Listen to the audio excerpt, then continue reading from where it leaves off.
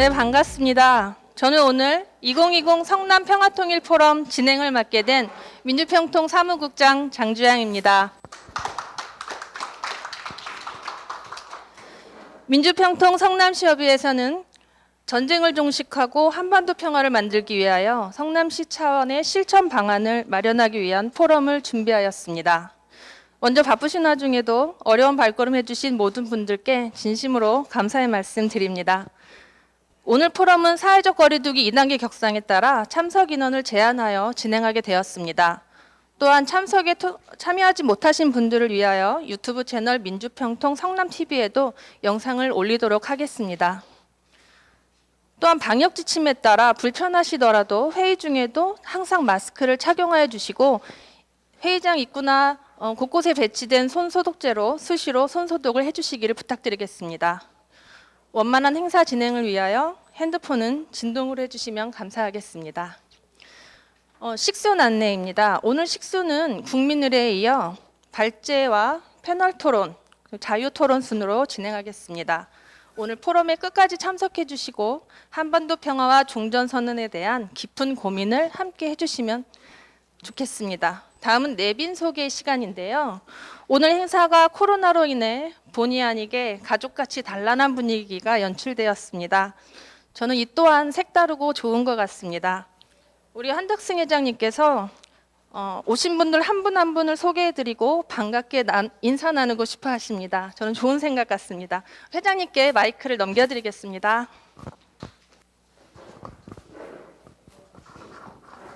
이제 내빈 소개 순인데 내빈 모든 분이 다 귀하신 분이라 참석자 전원을 소개하는 순서를 갖도록 하겠습니다. 네. 근데 그 앞에 계신 분부터 차례대로 소개를 할 텐데요.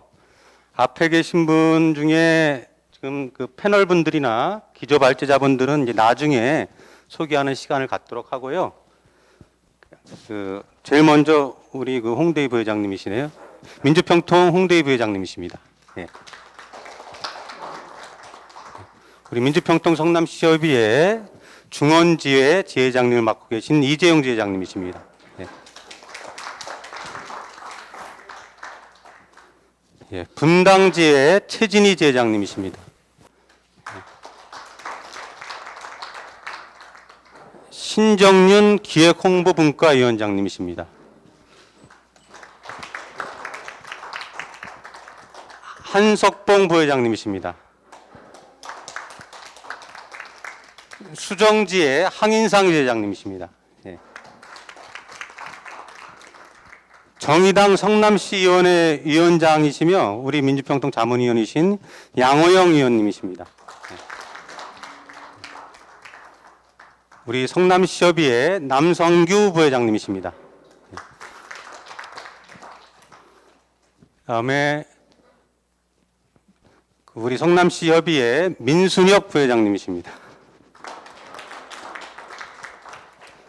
그다음에 오늘 그 패널로 나오신 우리 이윤삼 목사님 사모님이신 윤혜숙 사모님이십니다. 민주평통 상임위원이신 정태현 상임위원님이십니다. 그리고 이제 목사님이시면서 우리 민주평통 성남시협의회 청년분과위원장을 맡고 계신 임원 의원님이십니다. 장순규 가천대 교수님이십니다. 예. 예.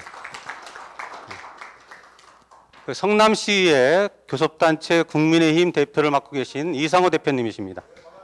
예. 성남시의 정봉규 시의원님이십니다. 예. 성남시협의회 최연신 고문님이십니다. 네. 주민자치 활동을 열심히 하고 계신 홍영희 대표님이십니다. 네. 그 뒤에 잘 안 보이는데 우리 그 주무관님도 오셨네요. 성남시 우리 그 담당 주무관님이신 김수경 주무관님이십니다. 네. 최 의원님은 패스고요. 네. 그 다음에 우리 그 성남시 협의회 그 무슨 분과죠? 교육분과위원장이신 임영희 위원장님이십니다. 네. 성남시협의회 신임 사무차장이신 이상영 사무차장이십니다. 예. 우리 목사님이신가요? 예. 우리 그 주민교회 우리 목사님 성함이 예, 황계수 목사님이십니다. 예. 소개가 다 되셨나요? 지금 마지막 들어오신 분 어떻게 되시죠?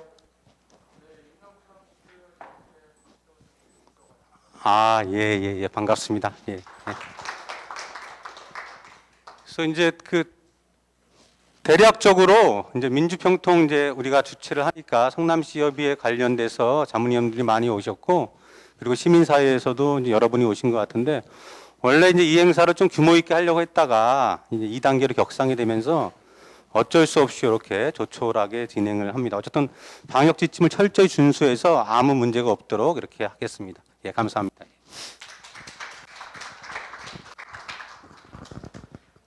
네, 그럼 지금부터 민주평통 성남시협의회가 주최하는 2020 성남평화통일 포럼을 개최하겠습니다. 먼저 국민의례가 있겠습니다. 모두 자리에서 일어나 주시기 바랍니다. 전면 국기를 향해 주시기 바랍니다. 국기에 대하여 경례.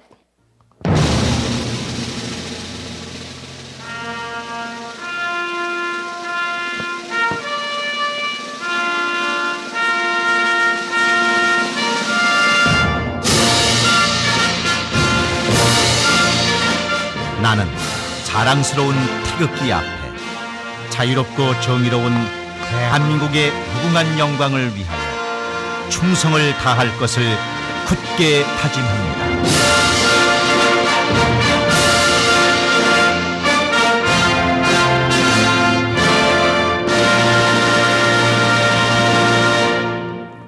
바로 이하 국민의례는 생략하겠습니다. 모두 자리에 앉아주시기 바랍니다. 다음은 대회사가 있겠습니다. 대회사는 민주평통 성남시협의회 한덕승 회장님께서 해주시겠습니다. 한덕승 회장님을 단상으로 모시겠습니다. 나오실 때 큰 박수 부탁드립니다.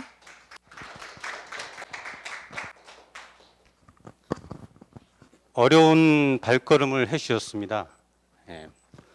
특히 지금 이제 회기 중인데 그 이상호 대표님을 비롯한 시의원님 몇 분 오셨는데 감사를 드립니다.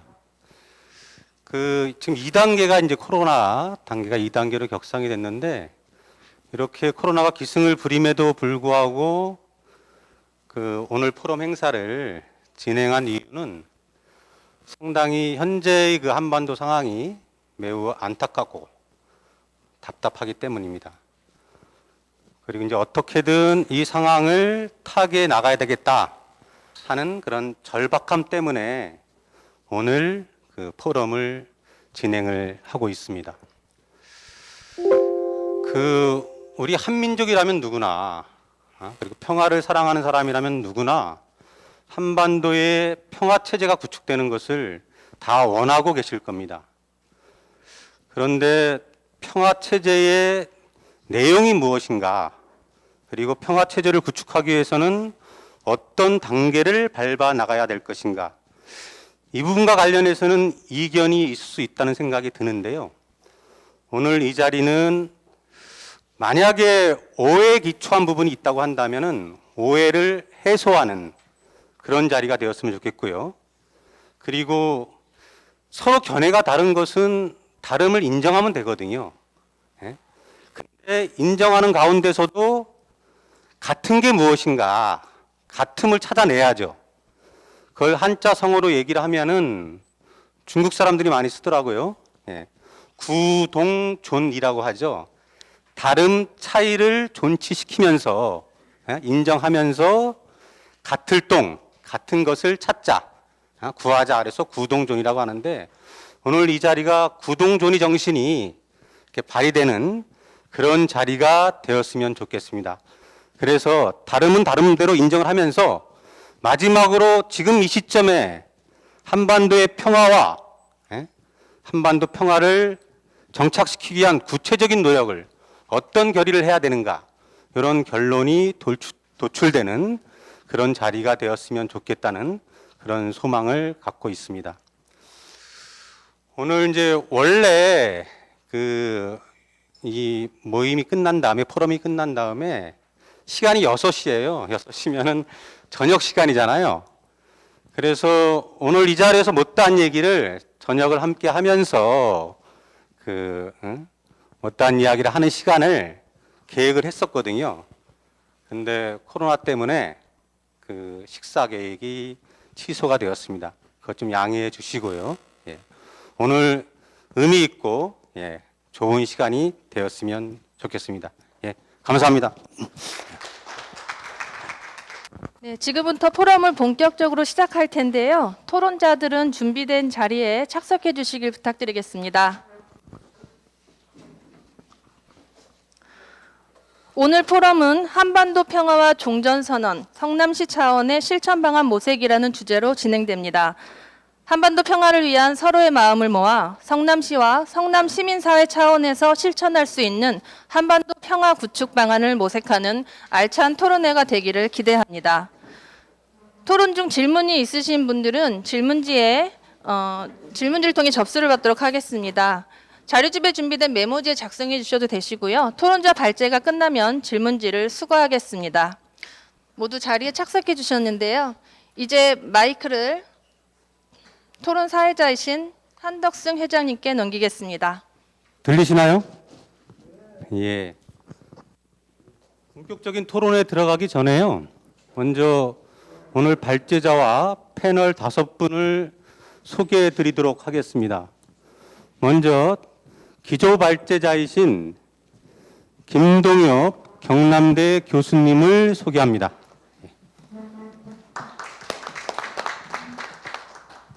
그 김 교수님은 지금 이제 학자신데요. 회사 출신의 예비역 중령 출신이세요. 그래서 이론과 실무를 겸비하고 있는 그런 학자로서 굉장히 출중하신 학자십니다. 예. 그리고 이제 패널이 오늘 5분이 참가를 하시는데요. 제 옆에 이제 시민사회를 대표해서 한반도 평화행동 상임 대표이신 장건 선생님이십니다.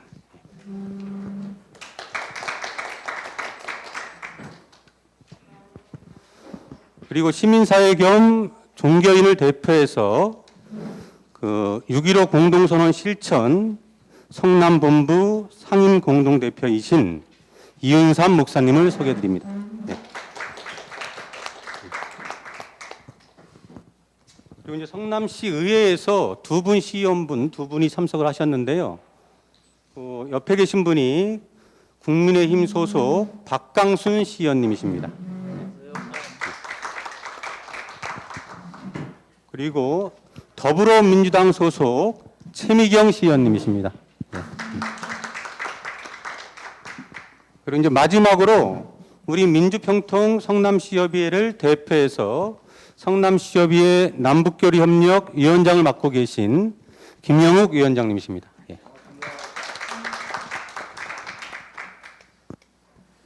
예, 그럼 지금부터 이제 발제 및 토론에 들어갈 텐데요. 먼저 시간이 기조 발제는 30분이고 그리고 패널들 각 패널 토론이 한 분당 5분씩입니다. 그래서 시간을 좀 엄수해 주시고요. 시간을 오버하지 마시고 좀 짧게 끝내는 것은 괜찮습니다. 그리고 패널 토론이 다 끝난 다음에 그 다음에 질의응답 시간을 갖도록 하겠습니다. 질의응답 시간을 갖고 그리고 주제를 한 2개 정도의 주제를 설정을 해서 그 주제에 대한 의견을 발표하는 것으로 이런 순서를 가진 다음에 플로어에서도 의견 제시할 분 있으면은 의견을 듣도록 하겠습니다. 이렇게 해서 전체적으로 6시에 이 토론회를 마치도록 할 건데요. 근데 6시를 오버는 하지 않겠습니다.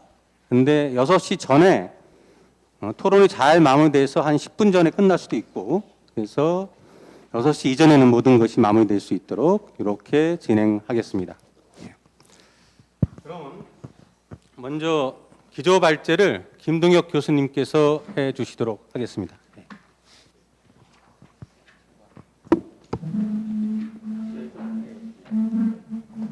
또 공식적으로 뵙는 건 처음인 것 같습니다. 이렇게 늦게나마 인사드려서 죄송도 하고 또 불러줘서 감사드립니다. 아마 주제가 조금 바뀌었던 것 같아요. 제가 아마 여러분들 책에 있는 내용은 대단히 오래전이 아니라 이제 이거 처음에 청탁을 받았을 때 썼던 글이었고요. 처음에는 지금 남북 관계에 대한 어떤 특징, 또 어떻게 남북 관계를 만들어 갈 것인가에 대한 그 것들에 대한 이야기들이 좀 많았습니다. 그래서 이제 그것은 좀 참고로 읽어 보시고요. 이제 주제가 중간에 조금 바뀌다 보니까 주로 지난 75차 유엔 총회 때 우리 대통령께서 종전선언을 언급하셨죠, 그죠? 종전선언을 언급하면서 종전선언이 대단히 중요하게 되고 또 미 대선이나 이런 것들이 오면서 한반도에서 평화를 만들어 가는 데 있어서 종전선언이 대단한 시작점이 될 것이다라는 이제 이야기들을 많이 합니다. 그래서 아마 오늘 주제는 종전선언을 중심으로 한 우리가 한반도에서 평화를 어떻게 만들어 갈 것인가라는 이야기를 중심으로 해 나갈 것입니다. 그래서 써드린 글하고 뭐 별 차이는 없습니다만은, 예, 그 내용과 겹쳐서, 읽어보시면 알 수 있도록 하고요. 오늘 이야기는 뭐 다들 아시는 이야기지만 제가 생각하는 주로 한반도의 평화에 대한 이야기들, 종전선언에 대한 이야기를 하도록 하겠습니다. 포스트 코로나 시대라는 단어가 달려야 될 것 같아요. 포스트 코로나라고 이야기해야 될지, 이제 포스트 코로나라는 말보다는 어쩌면 위드 코로나라는 말이 더 정확한 말일 수도 있습니다. 지금 우리가 경험하고 있는 코로나19가 사라지더라도, 물론 코로나19는 극복될 수 있을지 모르겠지만 또 다른 코로나, 아니면 또 다른 뭔가가 나타날 수 있기 때문에 꼭 그것이 어떤 바이러스라든가 뭐 어떤 것일지 모르기 때문에 포스트 코로나라고 이야기하는 시대는 단순히 어떤 우리가 향후에 나타날 수 있는 다양한 어떤 뭐랄까요, 또 하나의 뭐 병균, 바이러스의 문제가 아니라 여러 가지 문제죠. 환경 문제뿐만 아니라 여러 가지 문제 때문에 우리가 불확실성의 시대를 살아갈 수밖에 없다는, 결국은 포스트 코로나 시대라는 건 불확실성의 시대라고 저는 생각합니다. 우리가 향후 어떻게 불확실성의 시대를 살아가는 데 있어서 한반도에서 평화를 어떻게 만들어 갈 것인가에 대한 이야기를 여러분들에게 좀 드리고자 합니다. 먼저 제가 쓴 글에서 여기 보면 한반도 문제에 있어서 큰 변곡점이 한 2번 있었다고 봐요. 예. 남북 관계를 어떻게 정의하느냐는 한다면 첫 번째 정의는 2000년이라고 생각합니다. 2000년 이전의 남북 관계와 2000년 이후의 남북 관계라고 이야기하는 거죠. 결국 2000년에 있었던 6.15와 또 그에 이어서 있었던 2007년에 우리가 14선언이라고 하는 이 맥락에서 보면 결국 2000년과 2007년에 있었던 남북 정상회담과 또 남북이 맺었던 합의로 인해서 남북은 그 이전의 남북 관계, 그 이후의 남북 관계라고 이야기하죠. 결국은 분란의 갈등, 분란의 모순 속에서 살았던 시대라고 한다면 2000년 이후에는 그것을 극복한 남북관계의 새로운 서사가 만들어지기 시작한 시점이라 변곡점이라 봐야 되겠죠.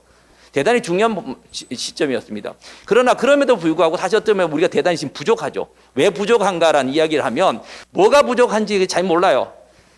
2000년까지 우리가 살아왔던 남북관계, 뭐냐 체제적인 갈등, 그다음에 뭐 체제 경쟁, 그 속에 살았죠. 뭐 반공교육. 일단 그것을 어떻게 놓고 보면 2000년을 통해서 우리가 극복을 했을 수 있어요.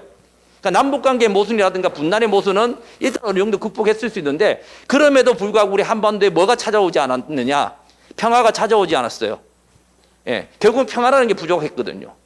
남북관계는 큰 어떤 서사가 시작됐지만 그 속에 평화라는 게 부족했는데, 저는 그렇게 놓고 보면 2000년에 있었던 또 한 번의 그러니까 남북관계 서사가 두 번째 서사, 새로운 어떤 변곡점에 새로운 역사가 실은 시점이 바로 저는 2018년이라고 생각합니다.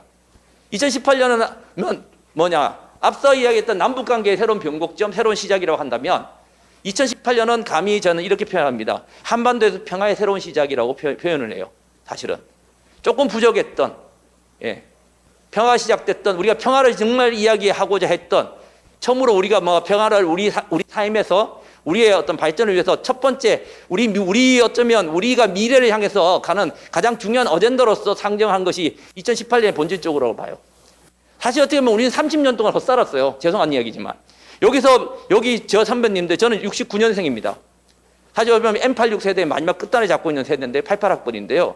사실 88학번, 제가 80년대 학번과 세대들은요, 대단히 우리가 뭐 민주화 세대라고 이야기하지, 뭐 여기 죄송한 얘기지만, 하지만 그렇지 않아요. 저는 저희들이 데모를 해본 것도 없고 민주에 뛰어드는 법도 없습니다. 사실은 여기 앉아 계신 선배님들이 저희들한테 준 경제 발전, 산업화에 대한 우리의 그 결과와 또 87년에 우리가 가졌던 우리 이름이 뭡니까? 우리 단체 이름이 민주평화통일 아닙니까? 그죠?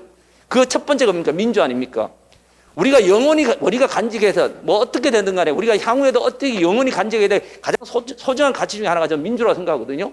그 민주를 우리가 언제 선물 받았느냐? 87년에 선물 받은 거예요, 사실요. 받은 거예요. 그 87년에 선물 받고 난 다음에 저희는 그걸 얻었다기보다 저는 선물 받았다고 생각합니다.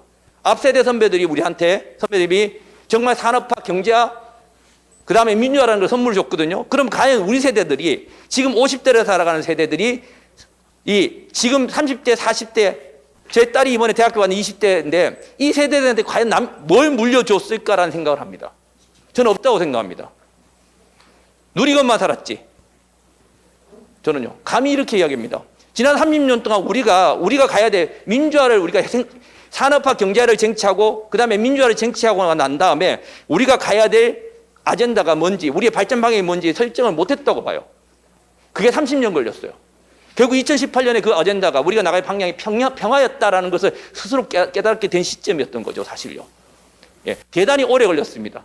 만약에 우리가 저는 1987년도 민주화를 쟁취하고 난 다음에 그 다음에 우리가 가야 될 길이 우리의 소원은 통일이라고 노래를 부를 것이 아니라 평화라는 것을 정확하게 방향성을 잡고 갔더라면 우리는 지금 이렇지 않았을 것이죠. 지금 30대, 40대들은 M4 세대라고 이야기라는 소리를 듣지 않고 살았을 겁니다.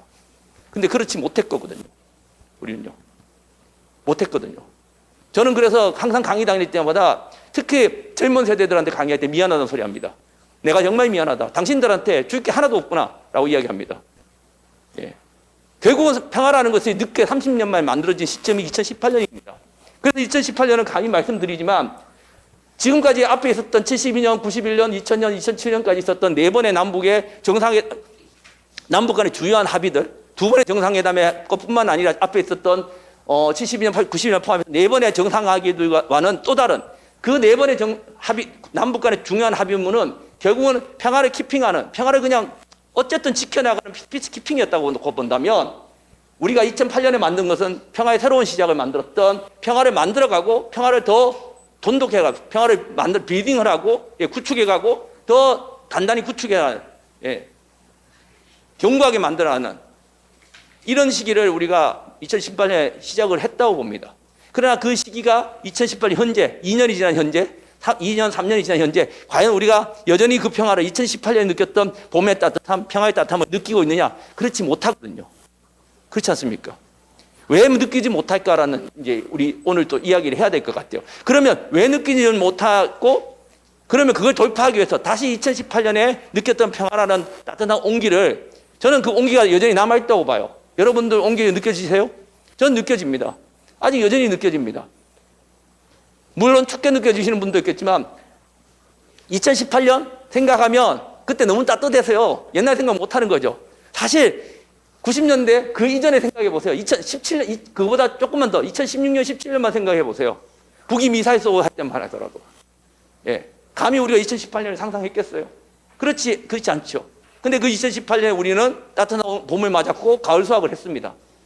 저는 설령 우리가 남북관계 위기가 있고 개성에 있었던 남북연락사무소가 무너졌다고 한지어정 그래도 여전히 우리는 4.27 이전으로 돌아가지 않았어요. 4.27에 맺었던 합의의 온기는 살아있다고 생각하거든요. 예. 그래서 그 온기를 어떻게 살려야 될 것인가, 그 온기를 살리는 시작점이 무엇일까라는 것들, 뭐 여러 가지 방법이 있을 겁니다만은 그 방법 중에 하나가, 여러 가지 방법 중에 하나가 바로 종전선언일 수도 있다라는 이야기를 오늘 드리고자 하는 겁니다. 자. 그런데 앞서 말씀드렸지만 바로 앞에 있었던 2000년과 2018년의 가장 큰 차이가 뭔지 하면 가장 큰 차이가 바로 뭐냐? 바로 경제와 안보의 차이예요. 무슨 뜻이냐? 물론 경제 대단히 중요합니다. 저도 남북 간의 경제 협력이 대단히 중요하다고 생각합니다.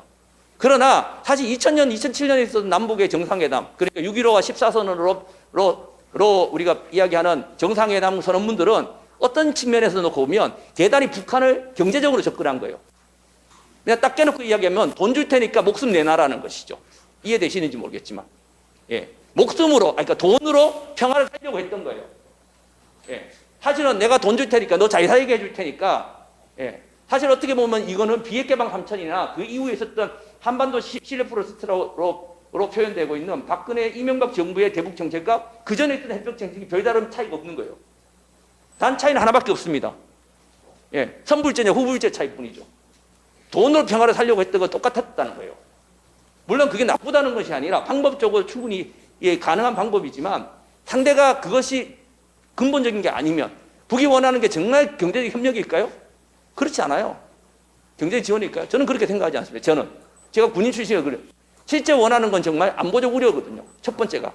그러니까 북이 갖고 있는 소위 우리 어떻게 본다면 우리도 여러분들 뭐 군에 가 있는 아들, 딸 걱정하시잖아요. 북도 마찬가지입니다. 자식 걱정하는 거고요. 다 안보 걱정합니다. 잘 먹고 잘 사는 것도 중요하지만 잘 먹고 잘 살기 위해서는 근본적인 안보적 우려가 해소가 돼야 되는 거예요. 북도 마찬가지인 거죠, 사실요. 예.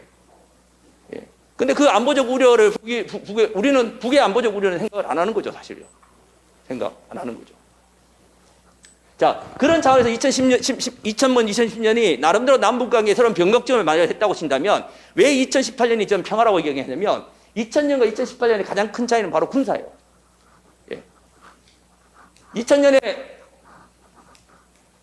2000년과 2018년에 남북 정상회담의 가장 큰 차이점은 군사조항이 있느냐 없느냐. 물론 2007년 14선에 군사조항이 있긴 하지만 바로 2018년에 있었던 판문점선언과 평양선언의 핵심은 뭐냐면 군사조항이에요. 예. 1조가 남북관계였고 3조가 평화체제였습니다. 그 2조를 떠받들고 있는 2조의 남북관계와 평화체제를 평화로운 한반도를 만드는 3조를 중간에 이어주고 있고 3조의 평화를 열어가고 1조를 떠받치는 2조가 뭐냐면 군사항이에요. 군사. 그 군사항이 나중에 평양에 가서 가을 수학을 했죠. 바로 평양선언 1조가 남북 군사 합의서를 1조. 예. 바로 여기 나오는 역사적인 판문점선언 이행을 위한 군사 합의서가 바로 평양선언 1조의 부속 합의서입니다. 우리가 지금도 여전히 4.27 이전으로 14선언, 그러니까 9월 평양선언 이전에 돌아가지 않고 여전히 2018년에 느꼈던 평화의 따뜻한 온기를 느낄 수 있는 거는 뭐냐? 바로 저것 때문이에요. 저는 감히 말씀드리지만 2018년에 맺었던 남북 간의 많은 합의 중에서 여전히 깨지지 않고 근근히 이 온기를 가지고 있는 거는 바로 저 군사조항이 남아있기 때문에 그런 거예요. 그렇죠. 군사조항이. 아까 말씀드렸 물론 경제적으로 할 수 있는 것도 물론 많습니다. 하지만 경제적으로 하는 것으로 할 수 없는 것이 뭐냐면 한계가 있는 게 돈으로 상대방의 목숨을 살 수 없다는 거예요. 길거리 가면서 여러분들한테 한번 물어보십시오. 너 1억 줄 테니까 죽을래? 죽으시겠어요? 여기 죽으실 분 계세요? 없잖아요. 별로. 아무리 돈이 급해도. 너무 극단적인 표현인지 모르겠지만. 마찬가지거든요, 사실요. 평화는 결코 돈으로 살 수 있는 게 아니에요. 그리고 우리 한반도의 평화가 없는 근본적인 이유가 뭔지를 알아야 되는 거죠. 한반도의 평화가 왜 없습니까, 여러분들? 물론 이제 여러분들, 우리 세대가 아니라 다른 세대들한테 물어보면 평화가 달라요. 코로나 문제도 있고, 젊은 세대들한테 물어보면 코로나 때문에 평화롭지 못한 것이고요. 직업이 없어서 평화롭지 못한 것이고, 다 그런 얘기를 합니다. 그들이 느끼는 평화롭지 못하면 다를 수밖에 없는 거죠. 그러나 우리가 과거에 느꼈던 평화롭지 못하다는 것은 결국 전쟁이거든요. 전쟁이 있고 없고의 문제였거든요. 일반적으로 소위 평화는 전쟁의 반대말이었던 거죠. 근데 지금은 아니거든요, 사실요. 지금은 아니에요. 그런데 그렇다면 한반도가 왜 평화롭지 못할까요? 예. 이 요즘 젊은이들이 소위 이야기하는 M4 세대로 가는 직장이 없고 경제적인 한계가 있고 이런 것들, 그런 문제들을 해결해주고 코로나 문제가 해결해지면 우리 한반도가 평화로울까요? 평화로울까요? 그렇지 않거든요. 예, 그런 문제들 해결하면 유럽은 평화로워질 수 있고 그렇게 그것 때문에 그런 문제들 해결함으로써 평화를 느끼는 나라들도 있고 평화를 느끼는 사람들도 있고 평화를 느끼는 국민들도 있을 거예요. 하지만 우리는 그렇지 않거든요. 우리는 소위 말해서 코로나 문제가 해결된다고 절대 평화롭지가 않아요. 왜? 우리가 근본적으로 평화롭지 못한 가장 큰 이유는 다른 이유가 있기 때문에 그래요, 사실요. 우리가 가장 평화롭지 못한 근본적인 이유는 바로 이거예요, 사실은. 시간이 없기 때문에 좀 막 넘어가겠습니다. 예. 우리는 분단 체제와 냉전 체제 속에 살고 있기 때문에 그래요, 사실은요. 예. 저는 이런 얘기를 합니다. 우리 대통령께서 요즘 그런 얘기 하잖아요. 뉴딜 정책 이야기하면서, 예. 포스트 코로나 시대 뭐 이런 얘기 하시면서 요즘 뭐 4차 산업혁명 시대를 하기 위해서 가장 그한 게 디지털이고 그린 뉴딜 이야기하시죠. 경제. 예. 그 핵심적으로 우리 이번 한국판 뉴딜 정책의 핵심 두 개 축이 뭡니까? 디지털 뉴딜과 그린 뉴딜입니다. 이 그린 뉴딜과 디지털 뉴딜의 기둥을 한반도에 꽂겠다는 거죠. 자, 이게 성공을 하면 물론 성공을 하면 우리나라에 있는 모든 젊은이들 직장도 갖고 좋은 미래가 있겠죠. 그런데 이 두 개의 기둥, 디지털 뉴딜이라는 기둥과 그린 뉴딜이라는 두 개의 기둥이 한반도에 꽂았을 때 꽂힐까요, 여러분들? 저는 꽂히지 않는다고 봐요. 예. 저는 그거를 대단한 세종대왕이 환생을 하셔서 우리나라 대통령을 3번, 4번 연임하셔도 그 기둥을 땅바닥에 못 꽂는다고 생각합니다. 왜? 한반도는 사상무감입니다. 모래사장이거든요. 평화가 없는 땅이거든요. 평화 없는 데 기둥이 어떻게 섭니까? 예. 평화 유디를 먼저 만들어야죠. 평화로 단단히 만들어진 땅 속에 있어야 그게 유디를 꼽는 어떤 기둥이든 꼽을 수 있는 거거든요. 그러니까 우리는요. 근데 근본적으로 우리가 평화가 없는 거는 아까 말씀드렸듯이 다른 나라들은 뭐 코로나 이런 것일 수 있지만 결국 우리가 가지고 있는 평화롭지 못함은 여러 가지 문제의 근본적인 이유는 결국은 분단이라는 곳에 살고 있는 냉전체제라는 곳에서 그 냉전에 갇혀 있는 분단 체제 속에 살고 있다는 구조적 모순 때문에 그런 거예요. 우리는. 근데 그 구조적 모순이 왜 생겼는가? 결국은 전쟁 때문에 생긴 거거든요. 우리가 주권을 잃었고 역사로 따져보면 이런 거거든요, 사실요. 우리가 왜 분단이 생겼느냐? 결국 이거죠. 왜 우리가 이런 땅에 살아야 되는 거죠? 저는 혼해강이 역대 국도지도라는 이야기를 가끔 합니다. 이 지도는 1402년도에 태조 이성계가 조선을 만들고 딱 10년 있는 후에 그 아들인 태종이 만든 지도입니다. 지금 현존하는 아시아에서 가장 오래된 세계 지도이기도 합니다. 일본 육고쿠 대학교가 갖고 있습니다. 1402년에 만든 지도인데요. 이 지도를 보시면 이 지도는 사실 중국에서 만든 지도입니다. 중국에서 만든 지도를 가져다가 그냥 한반도를 갖다 붙인 거예요. 여기 한반도, 조선반도를. 이때까지 있었던 여기 혼일강리도라는 그 성교강피도라는 중국 지도에는 한반도가 없었습니다. 조선반도가요. 근데 조선반도를 붙여놓고 이 세계 지도를 완성을 시킨 겁니다. 왜 이때 이 조선반도를 이 태조 이성계가 왜 이 지도를 왜 만들었을까요? 태종이 왜 만들었을까요? 거기 관련된 말이 이 밑에 바위문에 적혀 있습니다. 건근이라는 유명한 학자가 썼는데요. 그 공자와 맹자와 한자는 쉽게 설명하면 이렇게 됩니다. 세상이 뒤바뀔 때, 막 세상이 혼란할 때, 그때 막 명나라 생기고 했을 때죠. 예, 중국이 막 혼란할 때, 제체 기회를 잡아서 나라를 만들고 보니 내부 정치도 대단히 중요하지만 세상이 내면서 저 많은 나라들을 다 이해하고 저 나라들과의 관계를 어떻게 하느냐에 따라서 백성들을 편안하게 만들 수 있을 것 같은데 이 많은 나라들을 어떻게 가보지 않고 알겠느냐. 그래서 중국으로부터 두 개의 지도를 갖다가 한반도를 붙여놓고 보니 밖에 나가지 않고도 세상 돌아가는 이치를 알고 그를 통해서 국민들이 우리 조선 백성들이 평화하고 나라가 발전할 수 있도록 도움이 될지어다라고 적고 있습니다. 600년 전에 우리 이 땅을 만든 사람들도 뭐냐? 외교를 생각하고 안보를 생각했던 거예요, 사실요. 그렇기 때문에 조선이 500년이라는 세월 동안 어떻게 보면 살았을지 모르겠습니다. 하지만 그로부터 시간이 지난 이후에 우리가 지난 150년 동안 과연 우리 삶 속에 600년 전에 가졌던 그 외교적 안보적 우려와 그 걱정거리 이런 것들을 갖고 있었을까요? 만약 그게 있었다면 우리는 지금 이 땅에 살고 있지 않죠. 이런 땅에 살고 있지 않죠. 앞에 보여드렸던 이 땅에 감히 말씀드릴 600년 전에 이 땅에 살았던 우리 선조들, 조선 선조들과 지금 이 자리에 앉은 여러분들이 중에 누가 더 평화롭고 누가 더 온전한 한반도에 살고 계신다고 생각하세요? 지도 모양이 이렇게 억울해졌을지 모르지만 이분들은 이 땅에 살았어요. 하나된 땅에 살았어요. 근데 우리는 지금 이 땅에 살고 있잖아요. 그렇잖아요. 왜 이 땅에 살아야 되는 겁니까?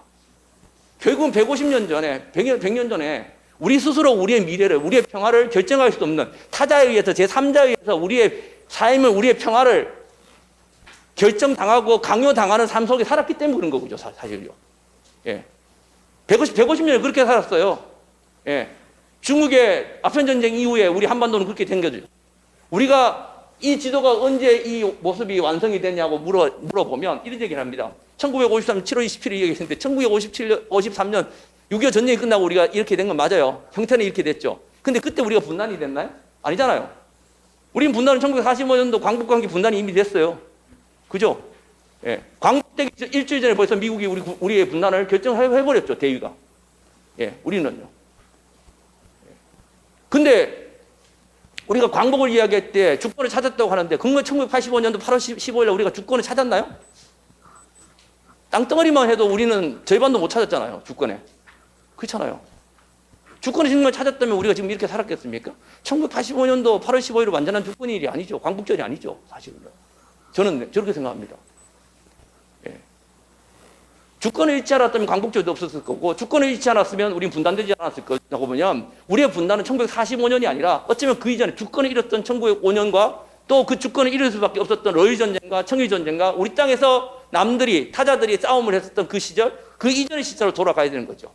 어쩌면 세계사적인 변화, 제국주의, 2차 대전의 종전과 미소, 또 소련의 붕괴와 미국이 일어나는 아까 말씀드렸듯이 600년 전에 태조 이성계는 세계사적 변화, 중국의 변화를 갖고 나라를 세웠다면 세계사적 이런 큰 변화 속에 우리는 이 쓰나미라고 하죠. 세계사의 변화를 우리는 파도를 타지 못했기 때문에 주권을 잃고 여전히 분단된 땅에 살고 있는 거예요. 결국은 무엇이든지 위기는 기회예요. 저런 국제사적 위기가 왔을 때 그걸 어떻게 극복하고 우리가 그걸 안보적으로 어떻게 극복하냐에 따라서 우린 기회가 될 수 있었는데 그 기회를 다 놓쳤던 거죠. 놓쳤기 때문에 우리는 여전히 분단체제 속에 살고 전쟁을 경험했고 냉전체제 속에 살고 있는 거예요. 극단적으로 이야기하면 아까 우리 회장님께서 말씀하셨지만 이 자리에서 광복기 제가 제일 잘 쓰는 말 중에 하나가 이런 겁니다. 예. 맞고 틀림이 아니라 다름입니다라는 말 항상 저는 드립니다. 사실은요. 오늘 제가 발제문을 또 읽어봤고요. 저뿐만 아니라 이제 토론하는 분도 읽어봤고, 저는 모든 것을 다 말씀들을 다 수용합니다. 예. 우리가 사실 그렇죠. 예. 뭐 맞고 틀림이 아니라 태극기를 들고 어느 분은 광화문으로 가고 어느 분은 뭐를 들고 서초동으로 가고 근본적으로 그게 왜 그럴까요? 사람이 잘못돼서요? 아니죠. 근본적으로 우리가 갖고 있는 분단체제 때문에 그렇다고 봐요. 우리 젊은이들이 직장이 없고 경제가 한계가 있는 거? 저는 이것도 마찬가지 분단체제 때문에 그렇다고 봐요. 우리 사회가 있는 모든 문제점을 어떻게 보면 우리가 분단체제 속에 살고 있기 때문에 평화롭지 못한 거죠. 결국 우리가 평화체제로 가고 평화협정으로 간다는 건 단순히 한 나라, 두 개로 떨어진 나라를 하나로 뭉치는 것이 아니에요. 사실은요. 대단히 더 큰 문제를 갖고 있는 것이죠. 사실요. 예. 자, 아까 말씀드렸듯이 우리한테 3번의 큰 쓰나미가 왔다고 본다면 지금도 쓰나미가 왔어요. 예, 쓰나미가 왔습니다. 예, 3-4번의 기회가 있었는데 우리가 다 못 잡았는데 뭐 우리가 먼저 우리 민족이 민족이란 말은 좀 요즘 잘 안 쓰긴 하지만 어쨌든 우리가 정말 건강한 대한민국이 만들어졌잖아요. 예, 세계에서 10위권에 있는 저희 경제 강국이자 이렇게 한류가 있고 정말 멋진 나라잖아요. 저 멋진 나라라고 생각합니다. 예, 세계에서 가장 강력한 군대도 갖고 있어요, 우리나라가. 예, 혹시 아세요? 목사님? 세계에서 제일 강력한 군대가 어느 군인지 아세요? 미군요? 중국요? 저는 아닌데. 아세요? 회장님? 모르세요? BTS 아미가 제일 강력한가요? 못 알아듣시는 분들인데. BTS 아미가 제일 강력하잖아요. 예. 인원수도 제일 많고 제일 강력하지 않습니까? BTS 아미를 몰고 있는 나라잖아요, 우리나라가. 무서울 게 뭐가 있어요, 사실은요. 예? 그렇잖아요. 무서울 게 뭐가 있습니까? 그러니까 하늘에 있는 신도 간복에서 우리한테 3번이 아니라 4번째 기회를 줬던 겁니다. 저는 4번째 기회가 왔다고 봐요, 우리한테. 근데 아까 말씀드렸듯이 기회는 뭐하고 같이 온다? 위기하고 분명히 같이 옵니다. 세계사적 변화하고 같이 옵니다. 지금까지 있었던 세계 열강의 변화, 그 다음에 미소의 경쟁, 그 다음에 소련이 몰락하고 미국의 유일패권 시대가 지났습니다. 4번째 우리한테 떨어진 과제. 너 이 과제를 풀면 너희는 같이 살 수 있어. 분단체제 해체하고 너희는 예, 하나 된 땅에 살 수 있어라는 과제가 우리한테 떨어졌습니다. 그 과제가 뭡니까? 앞에 있죠. 뭡니까? 바로 미중이라는 엄청난 과제입니다. 우리가 분단 체제 뭐 이런 거 다 우리가 지금 뭐 종전 체제 이야기 하겠지만 정말 제일 넘어야 될 산이에요. 미중의 갈등과 미중의 대리, 미중의 경쟁은 지금까지 있었던 어떤 숙제보다 어떤 과제보다 더 강력한 겁니다. 정말 풀기 어려운 문제입니다. 과거의 미소는요, 줄 잘 쓰면 됐어요. 이거를 우리가 제로섬이라고 하죠. 한 놈이 죽으면 한 놈은 사는 경기죠. 그러니까 결국은 한 사람이 죽고 한 사람이 살았기 때문에 한쪽의 사회주의는 붕괴되고 체제 전환을 하고 그렇게 됐죠. 그 시기가 1990년대부터 미국의 유입패권 시대로 왔던 겁니다. 근데 지금의 다시 우리가 소위 말해서 새로운 G2, 소위 말해서 어떻게 보면 새로운 양극 관계가 생겨진 거죠. 미국이 그걸 인정할지 우리가 아직은 뭐 아닐지 모르겠어요. 아직은 아니라고 생각합니다. 그 어떤 미중 간의 승자는 누구인지는 모르겠습니다. 승자가 누군지 정해지면 얼마나 편하겠습니까? 누군지 모릅니다. 이 게임은 제 개인적인 생각으로는 최소한 30에서 40년 더 갈 거라고 생각합니다. 그 과정 중에서 우리가 이 지난한 게임을 어떻게 극복해야 되겠습니까? 결국은 이 미중의 게임은요, 과거의 미소와 같은 줄 서는 게임으로는 안 돼요. 왜? 미중은 과거에 죽고 죽이는 게임이 아니라 미중 스스로가 미국도 중국한테 잘 보여야 되고 중국도 미국한테 잘 보여야 되고 사실은 그러니까 우리 짬짬이라고 통상 얘기하는 카르텔 구조죠. 우리가 담합이라고 하죠. 여기 뭐 기업 하시는 분도 있겠지만 대기업 두 명이 담합을 해버리면 누가 다 죽습니까? 소비자들과 중소기업 다 죽어버립니다. 미중은 담합할 수 있는 거예요. 자신들을 위해서. 두 사람의 이익을 위해서. 결국 그들한테 한반도 평화와 한반도 비핵화 문제가 그들한테 수단일까요? 한반도의 종전선언과 한반도 평화협정이 그들한테 목적일까요?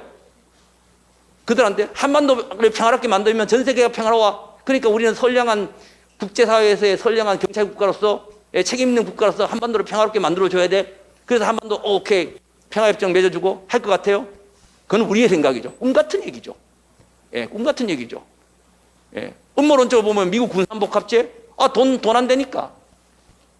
중국도 마찬가지입니다. 내가 이거 해주는 것보다 안 해주는 게 훨씬 더 우리한테 이익이야. 그럼 안 해주는 거예요, 사실은. 그들한테 한반도 평화, 한반도 북한 문제를 해결하는 것은요, 그들한테는 자신의 이익을, 자신의 국익을 극대화시키고 상대방, 미국은 중국한테, 중국은 미국한테 양보를 얻어내기 위해 극대화시키기 위한 수단일 뿐인 거예요, 사실요. 그 속에서 우리는 어떻게 살아나가야 되냐는 거죠. 이 소위 말해 대기업의 카르텔 구조 속에서 살아나려면 어떻게 해야 됩니까? 소비자들이 뭉쳐야죠. 그죠? 소비자가 뭉쳐가지고 해야죠. 한반도의 소비자가 누굽니까? 소비자가 주인이다. 소비자 누굽니까? 남과 북 아니에요. 혼자 뛰어들어가서 살 수 있는 공간이 아닙니다. 남과 북이 같이 들어가야만 살 수 있는 공간이죠. 제가 갖고 여러 가지 생각이 있으실 거예요. 북에 대한 여러 가지 생각도 있으실 거고 북에 갖고 있는 여러 가지 과오도 있을 것이고 그런 거에 대해서 제가 다 용서라는 의미는 아닙니다. 저도 군인 출신이니까. 저도 북과 싸웠습니다. 그게 아니죠, 사실요. 무덤에 있는 사람들 끄집어내서 화해시킬 수는 없는 거지 않습니까, 사실요. 우리 미래를 위해서. 생각을 저는 좀 달리 할 필요가 있다고 생각하는 거죠, 사실요. 어쨌든 남과 북이 잡지 않으면. 근데 저 남과 북이 잡아서 미중의 카르텔 구조에 공동이익 속으로 들어가서 살아남을 수 있는 시도가 언제 이루어졌냐? 바로 2018년에 이루어진 거죠. 시작된 거예요. 왜 그 2018년에 시작됐던 가장 큰 거는 뭐냐? 바로 용기와 신뢰라고 봐요. 저는 아이디어도 있지만 결국은 같이 손붙잡고 우리 브로맨스라고 그러잖아요. 김정은 위원장 손잡고 둘이 손잡고 왔다 갔다 하는 그 용기. 결국 남과 북이 같이 손을 잡고 저 안에 들어가서 다시는 손을 놓치지 않을 그런 용기. 그게 대단히 저는 중요하다고 봐요. 사실은요. 자, 여기서 약간 개념적인 시간을 좀 알려주셨으면 좋겠네요. 제가 어느 정도 됐는지. 예?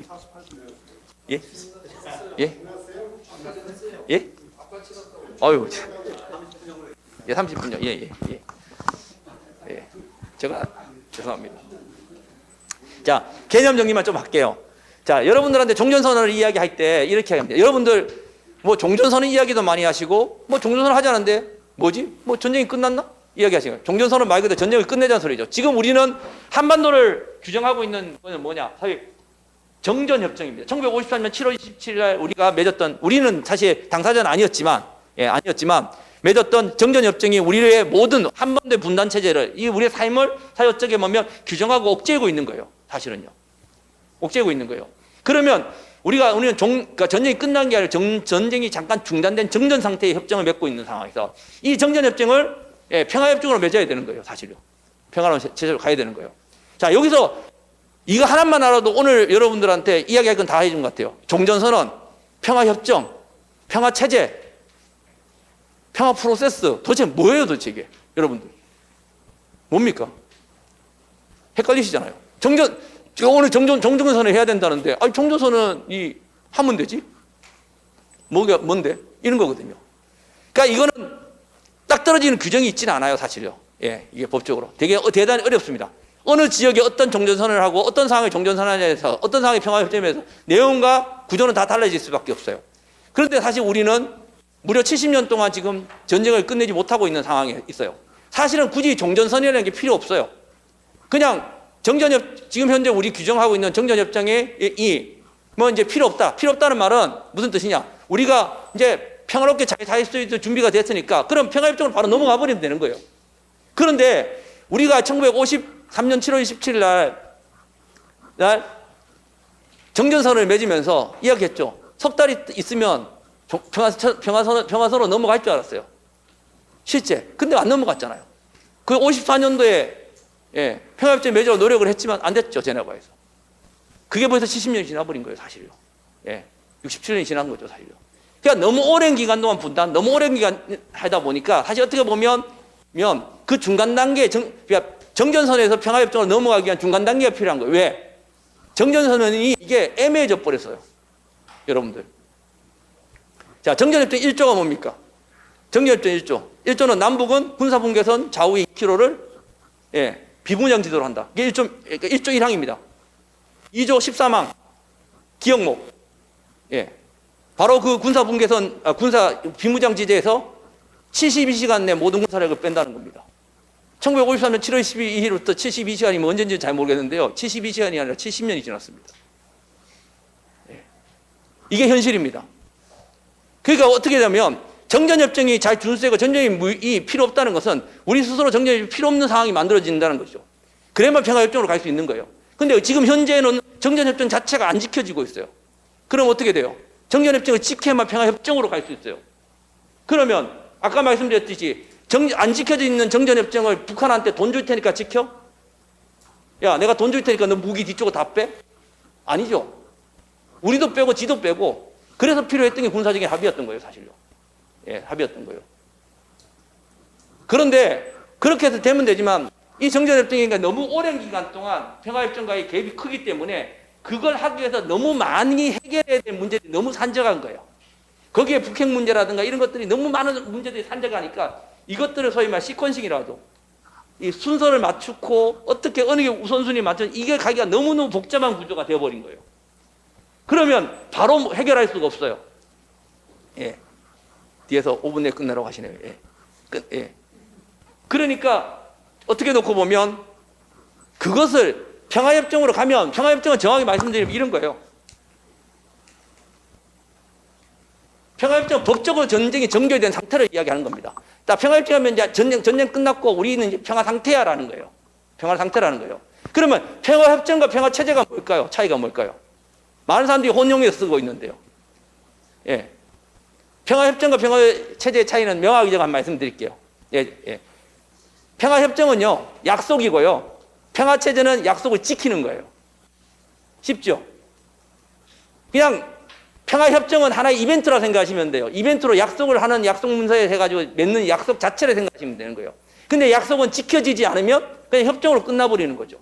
그게 지속적이고 영구적으로 계속해서 그걸 지키려는 노력과 이것들이 합쳐지고 그것들에 대한 지난한 어떤 서로 간의 어떤 신뢰가 그 노력하는 그 약속을 지켜가는 그것들을 체제라고 이야기하는 거예요. 쉽지 않습니까?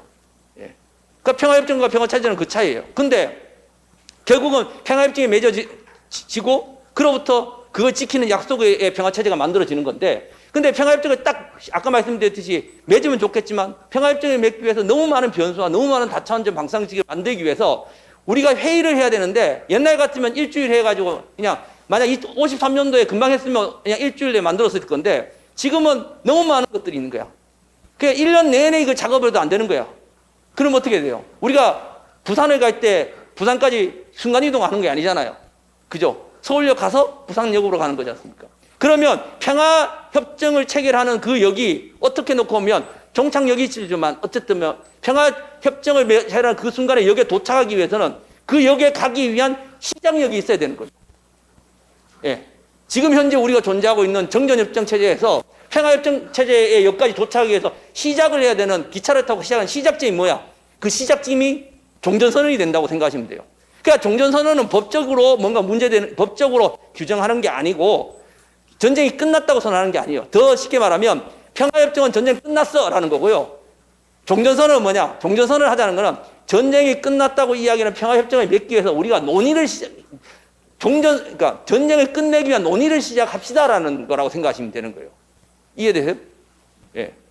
그러니까 대단히 복잡한 구조 속에서 이 구조를 우리가 시작점을 만들자는 거예요. 그런데 여기서 그러면 종전선언에 뭘 담을 것인가, 평화협정에 뭘 담을 것인가 대단히 중요해요. 그러니까 우리는 어떻게 보면 대통령께서 하신 말씀이 틀린 말이 아닌데 우리가 오해하고 있는 게 뭐냐면 대통령이 얼마나 답답하시면 이런 얘기예요. 야, 저거 종전선언 아무것도 아니야. 아무것도 아니야. 그냥 하고 안 되면 나중에 뒤집으면 되잖아. 이런 얘기까지 대통령이 직접 하셨거든요.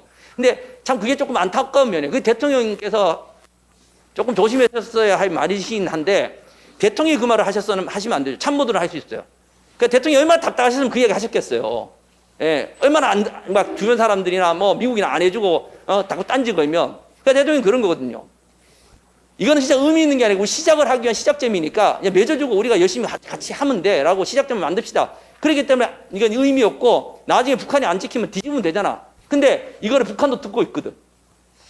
그러니까 북한 듣고 있으니까 뭐야? 이거 뒤집으면 된다잖아. 그래서 북한도 또 딴지 거는 거거든. 사실은요. 이런 소위 말해서 딜레마, 그러니까 모순이 생겨버리는 거죠, 사실요. 예.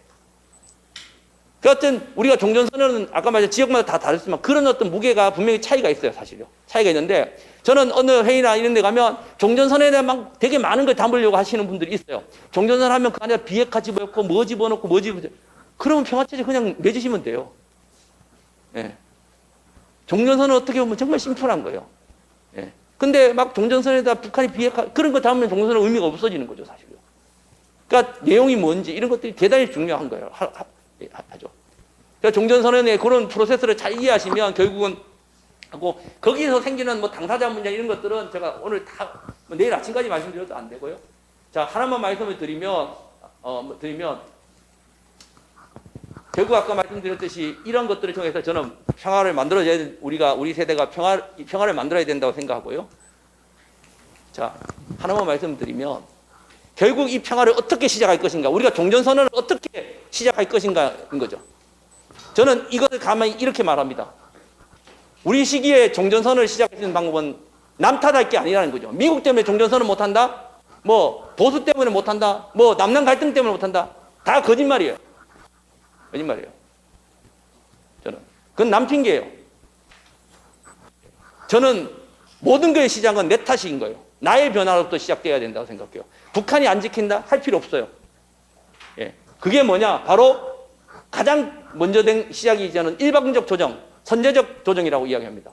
우리 스스로 뭔가를 해야 되는 것들, 우리 스스로 뭔가 부족한 것들, 우리 스스로 뭔가 해야 되는 것들을 먼저 찾아내서 하는 것이 정말 중요하다고 생각해요. 예. 정말 널렸습니다. 지금 북한하고 우리하고 포스트 코로나 시대입니다. 사실은요. 포스트 코로나 만나지도 못합니다. 근데 만나지는 못하는데 북한하고 협력하고 무슨 지원하고 이런 얘기 할 때가 아니라는 거죠, 사실은. 물론 나중에 되겠죠. 하지만 지금은 저는 언택트 시대의 남북관계의 핵심은 탈상호주의라고 봐요. 뭐냐? 너 하나 주고 나 하나 받고 네 하나 주고 나 하나 받고 뭐 이런 의미가 아니죠. 만남으로서 뭔가 합의를 하고 합의를 지켜가는 과정이 아니라 남 탓하는 게 아니라 우리 스스로가 뭔가 먼저 할 수 있는 것이 무엇인가를 찾아내야 된다는 거죠. 이미 남북 간에는 500여 회의 남북 회담이 있었고 5번의 정상회담과 4번의 남북 정상회담 합의가 있었습니다. 이 합의문만이라도 우리가 끄집어내서 우리가 무엇을 안 지켰고 우리가 먼저 무엇을 지켜야 될 것인가를 좀 정교하게 만드는 것도 대단히 중요하다는 것이죠, 사실요. 그리고 탈수해주의. 예. 북이 지난번 2018년에 남북 정상회담 할 때 우리 대통령께서 평양에 가셨을 때 평양 거리에 창광거리 무슨 거리 쫙 해가지고 60층 건물이 쫙 보이니까 그 다음날 어느 분이 저한테 물어보시더라고요. 김 교수, 북한 평양에 무슨 높은 빌딩이 저렇게 많아? 라고 물어보시더라고요. 그래서 제가 뭐라고 답했냐면요. 우리 대통령 가신다고 지난주부터 만들기 시작했습니다. 예. 이게 우리가 갖고 있는 북명이고 또 우리가 북한에 갖고 있는 인식인 거예요. 대단히 북한은 이미 오래전부터 변하기 시작했고요. 그 변화가 긍정적인지 부정적인지는 우리가 다시 봐야 되겠지만 그 변화를 우리 스스로 못 따라가고 있다고 봐요. 예. 여전히 북한을 하나의 약자나 지원을 해야 되고 도와줘야 되는 존재로서 보는 것은 전적적. 지금 우리가 낳고 보면 식량, 그다음에 코로나, 그러니까 항상 우리 북을 내려다보는 그런 입장에서 우리는 북을 쳐다보고 있지 않는가. 또 한편으로 보면 우리 지난 3월달 4월에 있었던 김정은 사망설 같은 잘못된 북한에 대한 이해, 예, 소위 말해서 가짜 뉴스들 이런 것들은 결국은 우리가 북을 상대를 이해하지 못함으로써 상대를 제대로 알지 못함으로써 변화를 이해하지 못함으로써 생기는 것들이거든요. 지피지기면 백전불패라고 그랬습니다. 적이라고 이야기할 수는 없지만 어쨌든 상대를 알아야만 상대하고 거래할 수 있고 상대를 알아야만 상대하고 뭔가를 할 수 있습니다. 우리는 북을 모릅니다. 북을 모르는데 어떻게 대북 정책이 나옵니까? 그리고 마지막 성과주의. 예. 저거는 아까 말씀드렸지 1년, 2년, 10년에 끝날 일이 아닙니다. 정말 20년, 30년 미중의 전략적 경쟁 속에서 오래 갈 겁니다. 그렇다고 놓고 본다면 한 정부에서 끝나는 게 아니죠. 한 정부의 성과로 끝나는 게 아니라 정말 오래 연속성을 갖고 갈 수 있는 그러한 이 탈 네 가지를 가지고 언택트 남북관계 새로운 패러다임을 만들어야 되지 않을까라고 저는 생각을 합니다. 결국 중요한 것은 평화라고 저는 생각합니다. 마치겠습니다. 감사합니다. 굉장히 기존의 학술 포럼에서 기조발제하고 분위기가 좀 다르죠. 그래서 굉장히 이렇게 문무를 겸비하신 것 같아요. 굉장히 열정적인 발제를 들었습니다. 다시 한번 우리 김동혁 교수님께 힘찬 박수를 보내주십시오.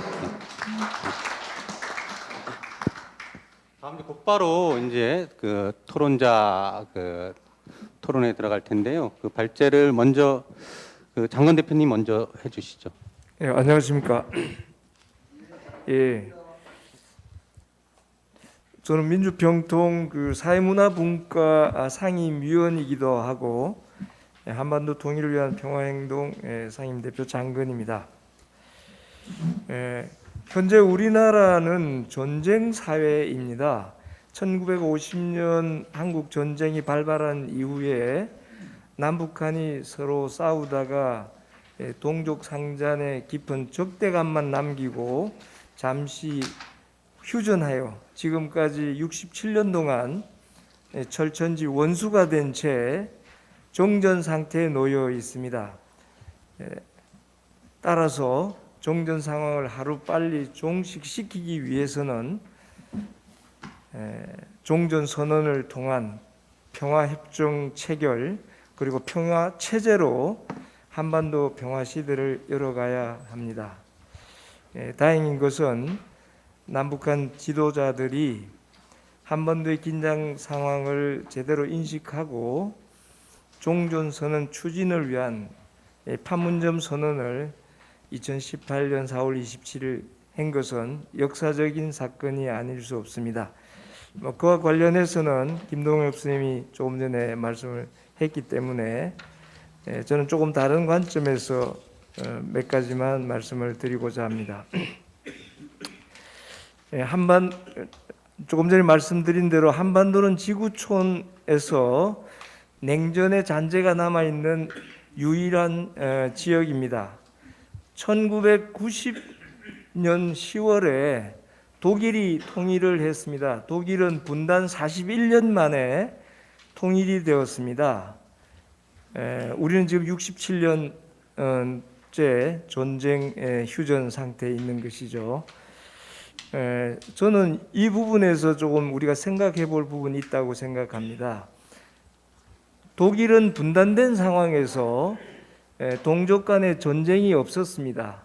단지 독일은 이데올로기 이념의 차이, 예를 들어서 한쪽은 자본주의, 한쪽은 공산주의, 즉 그 이데올로기적 관점에서 나눠져 있었지만은 우리는 이데올로기뿐만 아니라 전쟁이 일어나서 씻을 수 없는 적대감이 생겨버렸던 것 같아요. 이 적대감이 없어지기 전에는 우리가 평화체제를 가져올 수 있을까 하는 그런 것 때문에 지금 많은 세월이 지금 지나가고 있다고 생각합니다. 아까 김 교수께서 말씀하신 대로 우리에게 중요한 그 2000년 전과 2000년 이후 6.15 남북 합의서 공동선언 이후와 이전 사회를 이렇게 놓고 보면은 우리에겐 여러 차례 기회가 있었다고 생각합니다. 1987년 민주화 이후에 2016년 촛불혁명을 통해서 한반도의 평화체제를 구축해가는 노력들을, 정책들을 했더라면 하는 아쉬움이 그래서 더 크다고 생각합니다. 촛불혁명의 완성은 민주주의와 사회개혁을 통한 분단체제로 왜곡되어 있는 현실을 극복하고 적대적 분단체제를 극복해서 한반도 평화와 통일을 이루는 것입니다. 한반도 문제를 이제 대한민국 남한이 자주적 주도권을 가지고 이것을 이끌어 가야 한다고 생각합니다. 한반도 종전선언 촉진을 위한 평화 공감대를 만들기 위한 기회 요인과 위협 요인을 감안한 평화 뉴딜 정책 추진이 필요합니다. 그 부분은 자료를 여러분 좀 참고해 주시고요. 지난 유엔 연설에서 문재인 대통령께서 종전선언에 관한 이야기를 했습니다. 세계 지도자들에게 호소를 했는데요.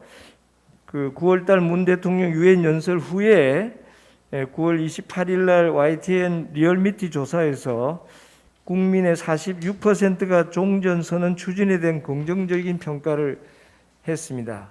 물론 부정적인 평가도 49%이지만 이것은 오차 범위 내입니다. 요때 연평도 해수부 공무원 피살 사건이 일어났기 때문에 여론조사에 좀 영향을 주지 않았나 이렇게 생각합니다만은 이제 우리 국민들도 종전선언에 대한 평화체제를 갈망하고 있다는 것을 시사한다고 이렇게 생각합니다. 남북한의 전쟁 위협이 감소되지 않는 상황에서 북한의 비핵화 등 종전선언 추진은 오히려 평화 공감대 확보의 기회 요인으로 작용할 것이라고 생각합니다. 코로나19로 인한 지금 세계적 팬데믹 상황, 그리고 미국 대선 결과 등 한반도 종전선언 추진을 위한 외부 환경은 그렇게 썩 좋지 않습니다. 이것이 우리 한반도 종전선언을 통한 평화 체제로 가는 위협 요인으로 작용할 수도 있습니다.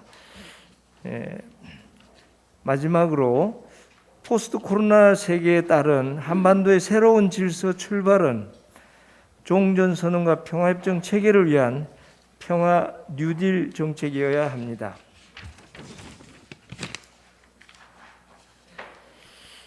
더 안전한 한반도, 같이 잘 사는 한반도, 지속 가능한 한반도가 포스트 코로나의 화두가 되어야 합니다.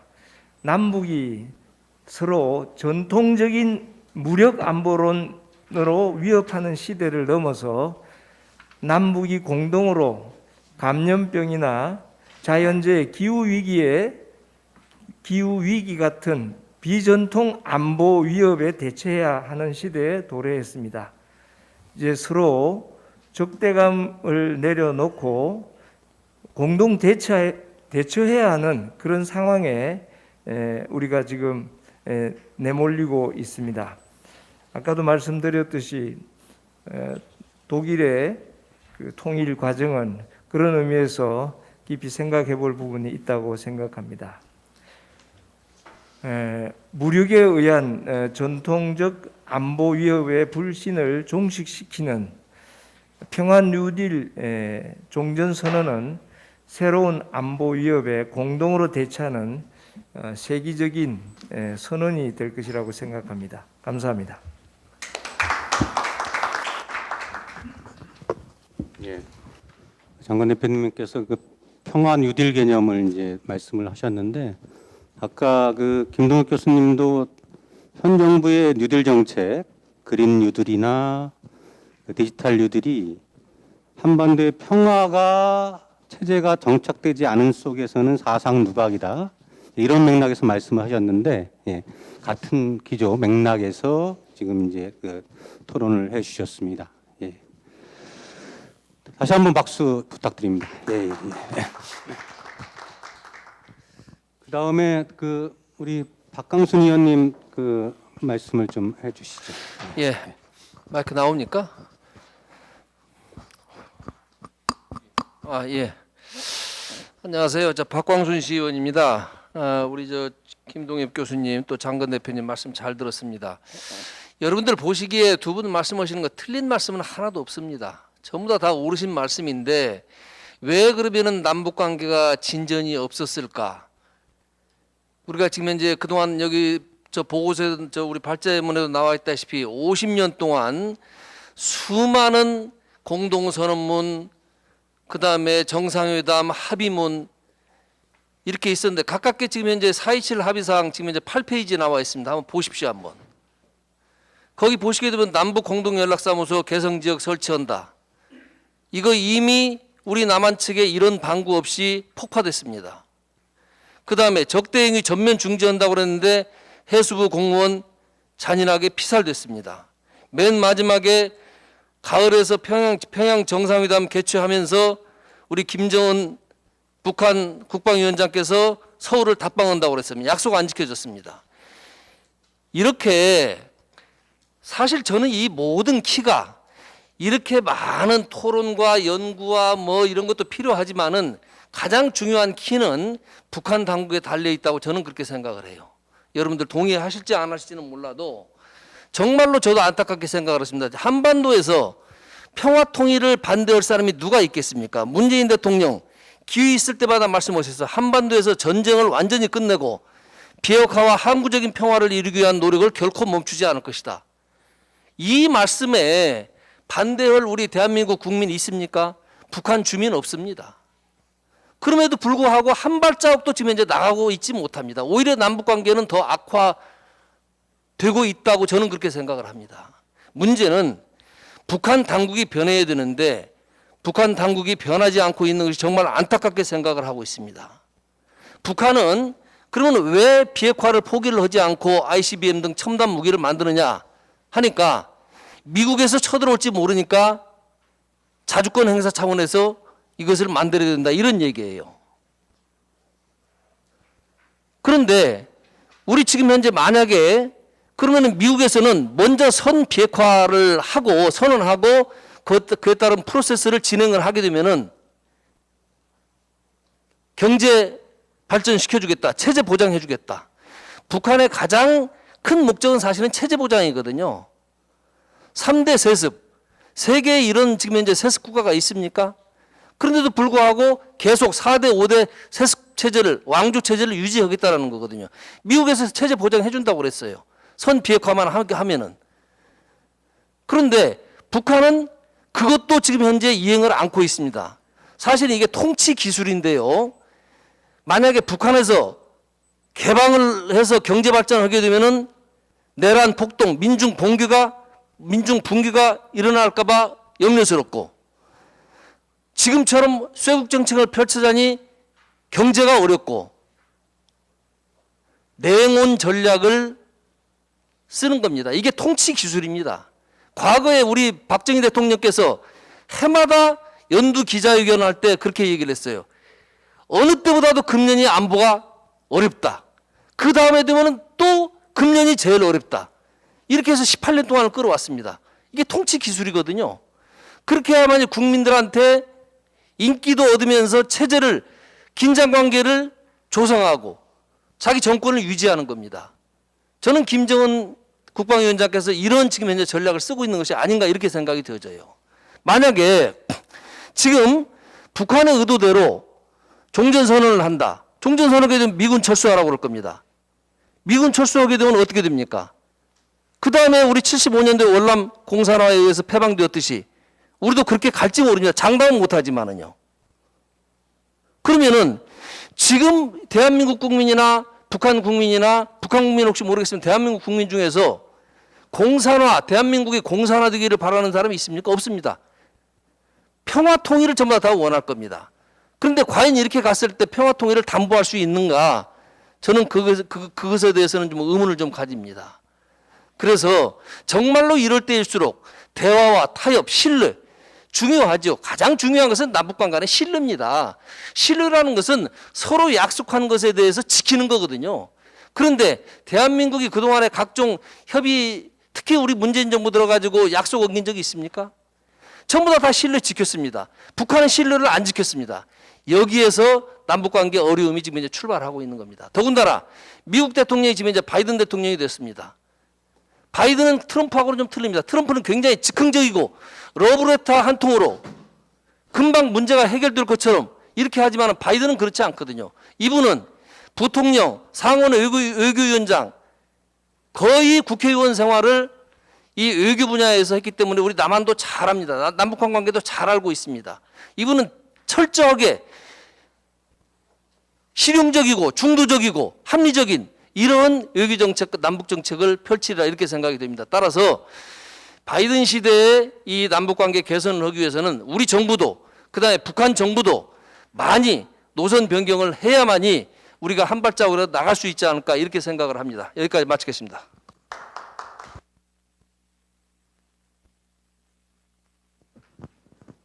예, 이제 그 앞에 두 분과는 좀 이제 그 다른 관점에서 바라보시는 것 같아요. 그래서 한반도에 평화 체제가 정착되지 않는 가장 큰 원인은 북한에게 있다. 근데 지금 이제 말씀하시면서 굉장히 중요한 논점을 하나 이렇게 제기하신 것 같아요. 그러니까 종전선언과 주한미군 철수와의 관계. 예. 그래서 이 부분은 이따가 그 논의 주제로 해서 돌아가시면서 한 말씀씩 하시는 것으로 이렇게 하는 게 좋을 것 같습니다. 예. 다시 한번 우리 박광순 의원님께 예, 박수 쳐 주십시오. 예. 다음은 우리 그 6.15 공동선언 예, 성남본부의 우리 이윤삼 대표님께서 말씀해 주시겠습니다. 네, 시간이 많지 않아서 간단히 말씀드리겠습니다. 자료집 23쪽이고요. 발제자께서 종합적으로 말씀해 주셨기 때문에 자료 15쪽에 있는 발제 부분 중에 미국 내에 대북 강경파가 득세하고 우리 국내는 이념 정치 공세가 증가하고 있는 그런 상황, 이게 우리를 지금 규정하고 있는 가장 큰 특징이라고 생각하고요. 여기에 대해서 국제사회의 협력을 강화하고 국민들의 공감대를 확보하는 것이 매우 중요하다. 그것을 전적으로 동의하면서 몇 가지만 살피겠습니다. 평화체제의 기본은 반전이고요. 전쟁이 없는 것이고 평화는 아니지만 어쨌든 평화의 출발점은 전쟁을 없애는 것입니다. 중요한 건 무드죠. 남과 북 사이의 무드, 평화의 무드냐 전쟁을 하려고 하는 무드냐. 우리는 평화를 만들어가는 무드를 조성하는 것이 대단히 중요하다고 생각합니다. 발제자 말씀하셨듯이 판문점 선언 이행을 위한 군사 분야 합의서를 실천해내는 것이 한반도 평화 체제를 구축하는 데 가장 우선시해야 될 항목이라고 생각을 합니다. 그런 면에서 지난 2021년도 예산안 제출 시정연설에서 문재인 대통령께서 내년도 우리나라 국방 예산을 53조 정도로 말씀하셨고 향후 5년 동안 300조 정도를 말씀하신 것, 그것은 우리가 어떤 부분을 통해서라도 한반도에 있어서 군사적 분야의 긴장을 더 고조시키는 북으로 봐서는 굉장히 위협적인 요소가 될 것이라고 생각을 해서 지금이야말로 우리가 먼저 선제적으로 평화의 무드를 만드는 것이 대단히 중요하다고 생각하고요. 그런 면에서 군축을 논의해야 될 때라고 생각합니다. 한국 전쟁이 일어날 때나 지금이나 60만 대군을 가지고 있는데 이제 징병제가 아니라 모병제를 얘기해야 될 때가 왔다고 생각하고요. 엄청난 국방비를 줄여서 이제야말로 코로나 등에 따라서 그 경제가 대단히 어려운데 이런 부분에 좀 재정을 쏟아부을 때가 되었다고 생각합니다. 두 번째로 중요한 것은 우리 한반도의 평화체제를 구축하기 위해서 민족 자주의 원칙이 중요한데 민족 자주의 원칙을 실현시키지 못하는 가장 중요한 원인은 두 가지라고 생각합니다. 하나는 우리 내에 있어서 반북, 북한을 그냥 절대적으로 반대하는 세력들이 엄존하고 있다는 거죠. 광화문 광장에 나가면 태극기 부대는 그냥 대놓고 문재인 빨갱이라고 얘기를 하거든요. 이분들은 대부분 전쟁을 경험했거나 아니면 북한으로부터 핍박을 받았거나 위협을 당했거나 뭐 이런 분들이기 때문에 이런 분들의 경험을 들어주고 인정해주고 이 남한 내가 하나 되지 못하는 부분들 어떻게 평화의 공감대를 만들어 가느냐가 대단히 중요하다고 생각을 합니다. 우리 시대를 주장해가는 민주세대가 대단히 똑똑하고 말도 잘합니다. 논투를 많이 했기 때문에. 그러나 경험을 이기는 이론은 없습니다. 우리 남한 사회가 민족 자주 원칙을 관철시키기 위해서는 반북 세력들 어떻게 포용하고 그들과 함께 대화를 통해서 조금이라도 평화의 의지의 공감대를 만들어 갈 것이냐가 대단히 중요하다고 생각합니다. 어렵죠? 대단히 어려운 일입니다. 그렇기 때문에 인내가 필요하고 또 지속적인 대화가 필요합니다. 두 번째는 민족 자주 원칙을 펼치기 위해서는 강대국의 이기주의를 어떻게 돌파해 나갈 것인지 저도 기억에 노무현 대통령이 뭐 반미주의자라고 그 비판받을 정도로 강력한 입장을 가지고 있었는데 미국을 대통령이 되어서 미국을 방문해가지고 굉장히 그 입장 자세가 굉장히 현격하게 누그러진 것을 볼 수 있었습니다. 왜 그랬을까 생각을 해보면 미국이 한반도의 체제에 어떻게 보면 가장 강력한 힘을 가지고 있는 국가라는 것을 직시해야 되고요. 월남 전쟁에서 보았듯이 미국이라는 나라가 자국의 이익을 위해서는 통풍만 사건을 조작해서 전쟁을 일으킬 수 있는, 따라서 한반도에서도 어떤 명분과 이익이 지어지면 충분히 전쟁을 일으킬 수 있는 그런 나라거든요. 이런 나라를 우리가 정확히 바라보면서 그 나라에 어떻게 대응할 것인지, 그거야말로 남과 북의 공동 운명체임을 직시하고 하나가 되어서 민족 자주 원칙을 관철시켜 나가야 될 것 같습니다. 이것을 하는 데 있어서 정부는 정부대로, 군사는 군사대로, 또 하나 제가 중요하게 생각하는 것은 민간회계라고 생각합니다. 특별히 민간회계에서 저는 종교계에 있으니까 종교계 역할이 상당히 중요하다고 생각하고요. 제가 몸담고 있는 개신교에서는 세계교회협의회나 또 한국기독교교회협의회 같은 데서 한반도 평화와 통일을 위해서 무더기 노력을 해왔습니다.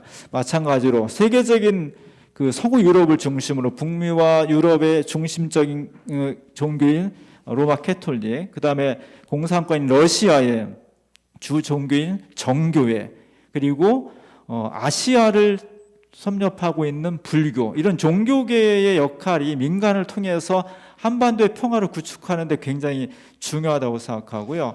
성남시도 마찬가지지만 여러 그 지방자치단체들이 다른 나라, 해외 나라들하고 자매결연을 맺고 있는데, 자매결연을 맺는데 여러 가지 교류도 하지만 한반도, 특별히 4강 체제에서의 나라들의 한반도의 평화를 위해서 교류하는 것이 굉장히 중요하다고 생각을 합니다. 뭐 이 정도 마치겠습니다.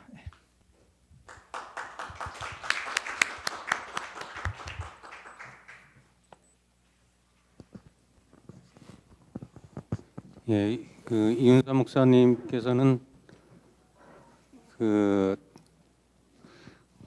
기조 발제에서도 이제 그런 얘기가 좀 나온 것 같은데, 이제 그 한반도 평화 체제를 구축하는 데 있어서 그 남북 관계가 이제 진전이 돼야 되는데 남북 관계 진전의 핵심이 군사 분야다. 예? 그래서 이제 군축을 특별히 이제 강조하시면서 이제 말씀을 하셨는데 다시 한번 우리 이윤사 목사님께 박수 좀 부탁드립니다. 예, 예. 두 분 남으셨는데요. 최미경 의원님하고 그다음에 이제 김영욱 위원장님 두 분 토론 하시고 그다음에 질의응답 시간으로 가도록 하겠습니다. 최미경 의원님, 네, 말씀해 주십시오. 예. 네, 반갑습니다. 성남시의회 최미경 의원입니다. 저는 더불어민주당 소속 의원입니다. 그리고 성남시 남북교류협력위원회 지금 위원으로 활동을 하고 있습니다.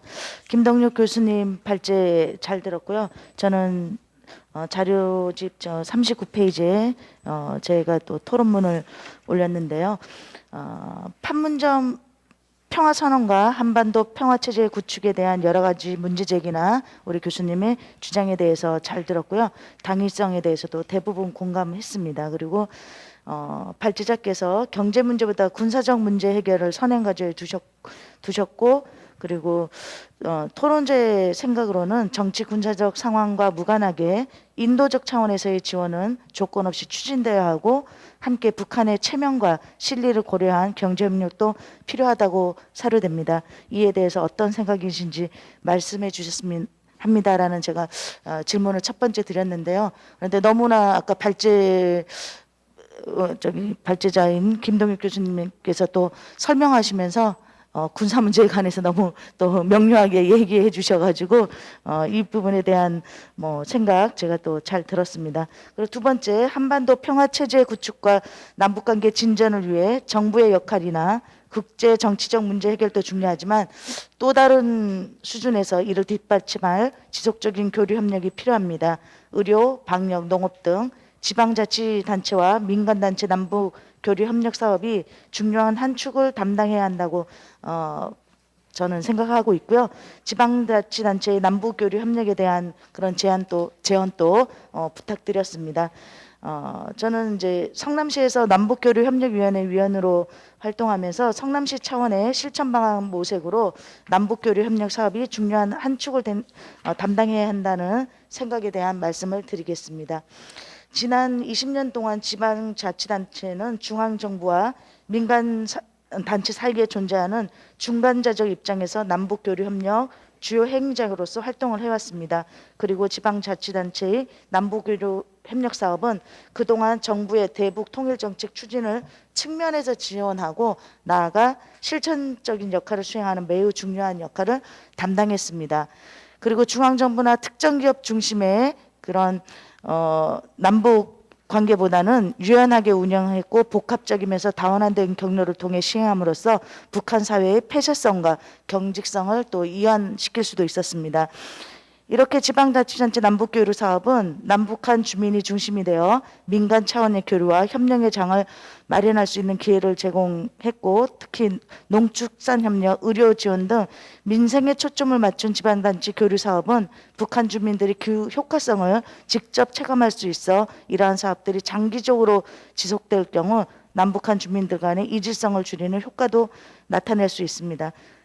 성남시는 남북교류협력 사업 추진을 위해서 2015년 10월 12일 성남시 남북교류협력 조례를 제정하고 그다음에 2016년 4월에 남북교류협력위원회를 구성해서 남북교류 정책 및 기금 심의를 담당했고 2016년 5월 남북교류 TF팀도 설치했습니다. 하지만 2018년 남북교류 협력 TF팀을 해체했고요.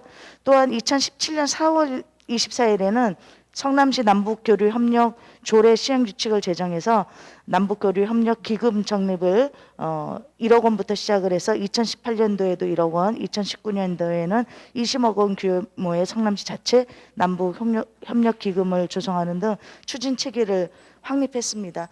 주요 사업으로는 대북 인도적 지원 및 교류협력 사업, 지식공유 학술대회, 평화통일 시민 공모 사업, 성남시민 통일기획, 북한 이탈 청소년 평화통일 행사, 그리고 성남시 남북교류 협력 토론회, 공직자 통일교육, 남북 교류 협력 전문가 세미나 등 남북 간 신뢰 형성을 위한 인도적 지원 사업 및 평화 통일 시민 공감대 형성을 위한 사업을 지속적으로 실시하고 있습니다. 우리 시의 또 장점 및 특성을 살린 교류 협력 사업을 지금 추진하려고 합니다. 성남시는 그동안 남북 교류 사업은 대북 지원 사업자로서의 지위가 인정돼야지만 됐는데 지자체에서는 대북 지원 사업자 지위가 있는 부분이 힘들었는데 성남시는 2020년 대북 지원 사업자 지정이 승인됐습니다. 그리고 이렇게 대북 지원 사업자로서 이제 성남시 차원에서 실천 방안을 어떤 걸 모색해야 될까라고 생각하고 생각을 해봤고요. 저는 어려운 북한을 이렇게 도와주고 지원해야 된다는 그런 우리의 생각이 우월한 의식과 시혜적 관점이라든지 생색내기식 이벤트성 그런 사례 중심이 되어서는 안 된다라고 생각을 합니다. 그리고 북한의 체면과 실리를 고려한 협력이 바탕이 되어야 되고, 그리고 사업 분야는 성남시 그런 특성과 장점을 살린 그런 교류 협력 사업을 발굴해야 된다라고 생각을 하고요. 그간 다른 지자체에서 그렇게 성과를 이뤘던 남북 교류 협력 사업에 대한 부분도 분석을 하고 서로 거버넌스를 구축해서 또 소통을 좀 해야 되지 않을까라는 생각을 합니다. 그리고 지방자치단체장이 바뀌면 이런 남북 교류에 대한 그런 부분이 또 정치적 고려나 판단에 의해서 추진 내용이 임의로 변경될 수 있는데요. 그런 부분들이 변경되지 않게끔 그 기존에 있던 조례에다가 그런 부분을 더 추가로 보완해야 되지 않을까. 그리고 또 시의회 차원에서 남북교류 특위를 설치해서 특별위원회를 설치해서 좀 더 적극적인 그런 방안을 추진해야 될 체계를 만들어야 되지 않을까라고 생각하고요. 현재 성남시에는 자치행정과에 담당자가 지정되어 있어요. 그리고 남북교류 관련 업무를 담당하고 있는 게 현실인데요. 그런 전담 조직도 구성해야 된다는 생각도 가지고 있고, 마지막으로는 우리 성남시민 모두가 함께 남북교류 협력의 필요함을 인식하고 함께 공론화해야 되는 노력이 필요하지 않을까라는 그런 생각을 말씀드리겠습니다. 이상입니다.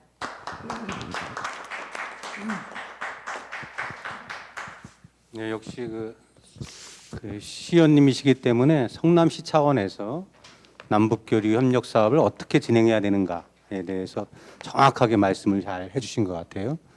네, 우리 최 의원님도 말씀하셨지만, 근데 현재 여기 이제 주무관님도 와 계신데 성남시에 남북교류 사업을 담당하는 담당 부서가 없어요. 딱 한 분이에요, 한 분 담당관이. 예, 협력관 한 분인데 이게 제대로 현 조직 현 상태에서 쉽지 않은 상황이긴 할 텐데, 거기에 정확하게 TF를 구성하든 그런 조직이 구성될 수 있도록 우리 최 의원님 많이 좀 노력을 좀 해주셔야 될 것 같아요. 예. 박수 한번 보내주시죠. 예. 예. 마지막으로 이제 민주평통을 대표해서 우리 김영욱 위원장님께서 말씀해 주시겠습니다. 예, 반갑습니다. 김영욱입니다. 김동욱 교수님 그 전에도 이제 강의를 한번 모셔서 들어본 적이 있는데요. 또 정세 변화에 따라서 아주 새롭게, 특히 이제 저는 기억에 남는 게 이 탈상호주의 또는 탈혐오주의, 특히 이제 발제문에서 이 4.27 판문점 선언과 9.19 평양공동선언 이후에 그 이행 방안, 구체적으로 이제 그 실천 방안의 구체화가 상당히 중요하다. 그런 측면에서 남북선언 국회 비준 동의안 처리하고, 그다음에 제반의 법 제도 정비, 한미 연합 훈련, 국방비 증액과 신무기 도입, 전략자산 반입 등 은폐단 대북 적대시 정책 중단, 북한 언론 및 출판 개방과 국가범법 개폐 등 논의가 가능한 의제들이다. 그래서 상당히 이걸 보면서 이렇게 평화와 통일로 가는 길이 지금은 이제 종전선언이라고 하는 그런 포커스로 맞춰지고 있지만, 이것을 또 실현해 나가기 위해서는 대단히 많은, 또는 대단히 또 입체적인 그런 노력이 경주돼야 된다. 그런 점에서 상당한 시사점을 주셨고요. 저는 특히 이제 요번 국회 법사위에 13년 만인가요? 국가보안법 개정이 올라갔습니다.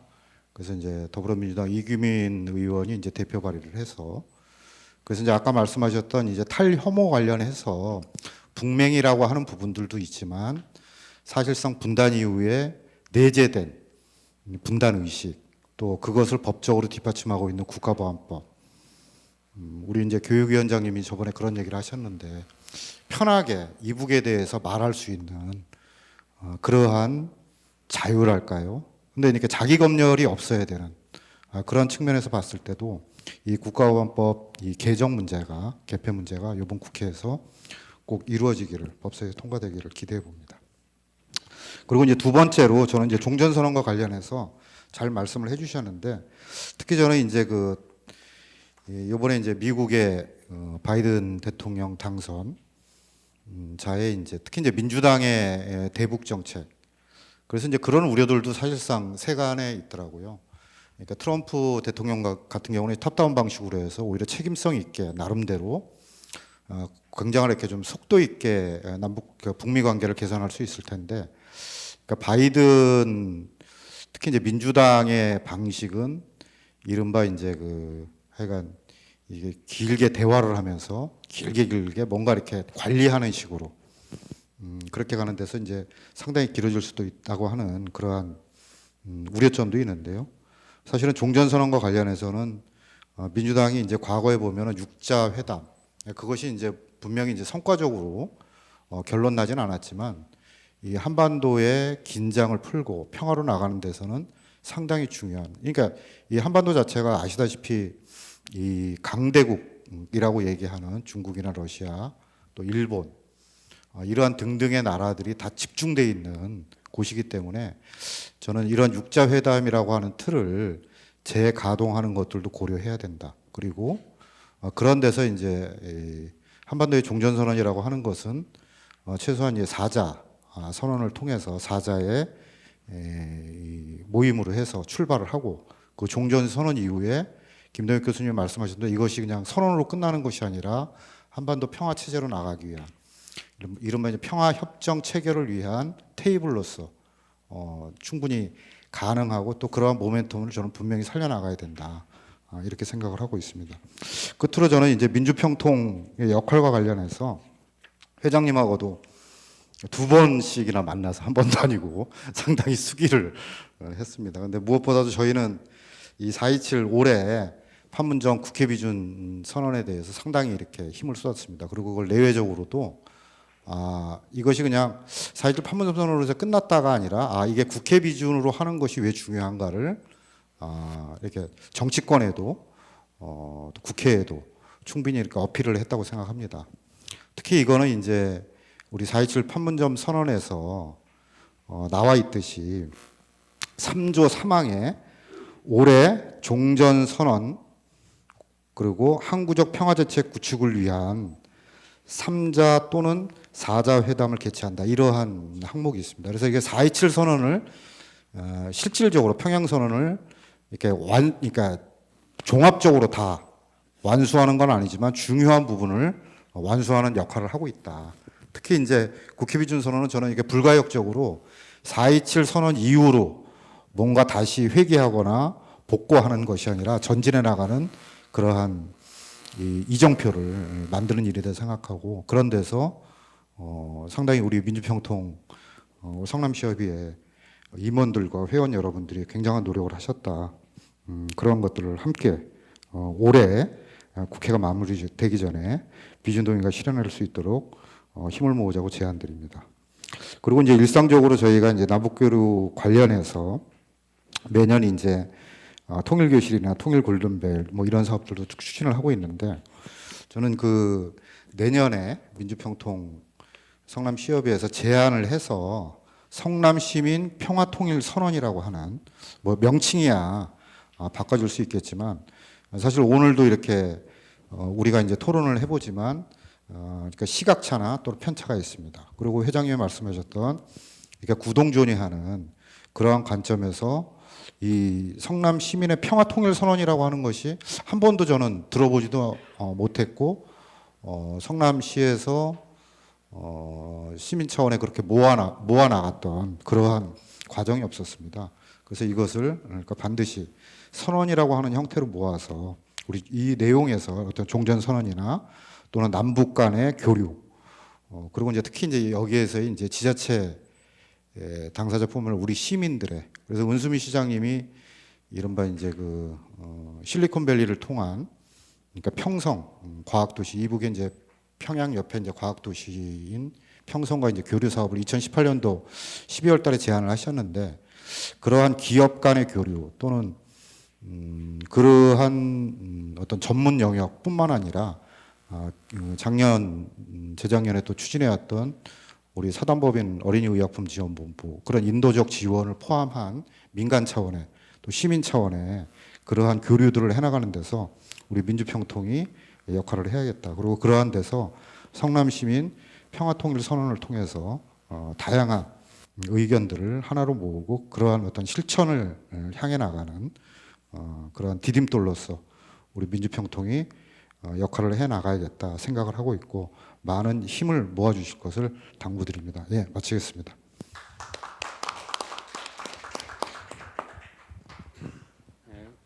우리가 다 여기 단상에 계신 분들도 우리 이윤삼 목사님이 지금은 아니신데 예전에 민주평통 상임위원을 하셨어요. 그리고 나머지 분들은 지금 가신 박강순 의원님 포함해서 다 현재 민주평통 의원님이시거든요. 네.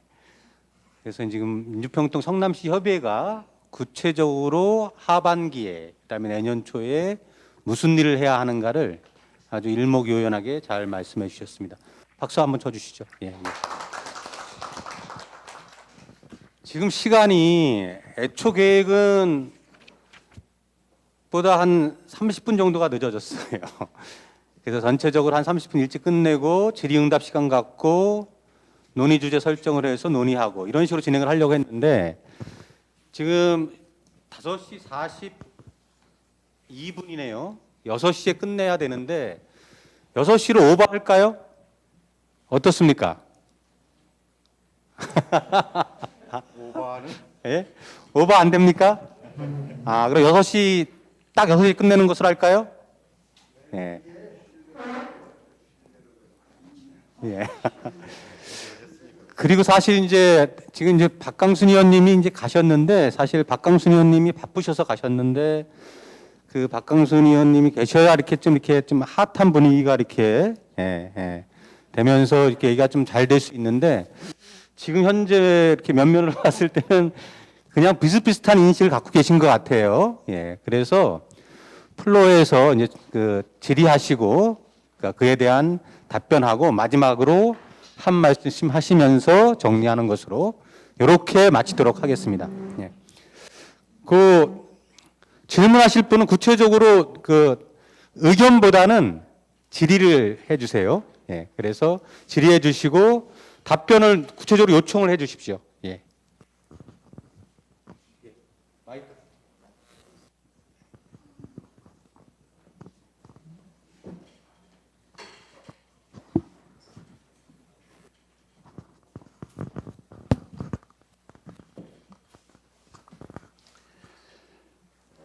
예, 패널님들 좋은 말씀 잘 들었습니다.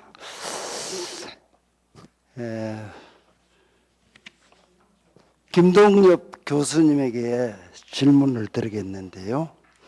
이 종전선언에 대비해가지고 종전선언을 대비해서 우리 민주평통 성남시 협의회가 꼭 해야 할 일 또는 먼저 해야 할 일 한 가지만 지적을 해주셔서 말씀을 해주시면 고맙겠습니다.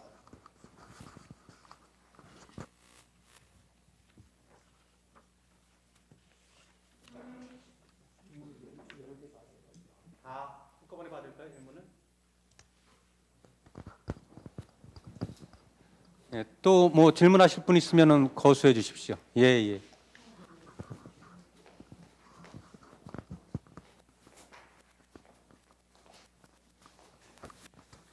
네, 김동욱 교수님 그 발제 잘 들었습니다. 감사하고요.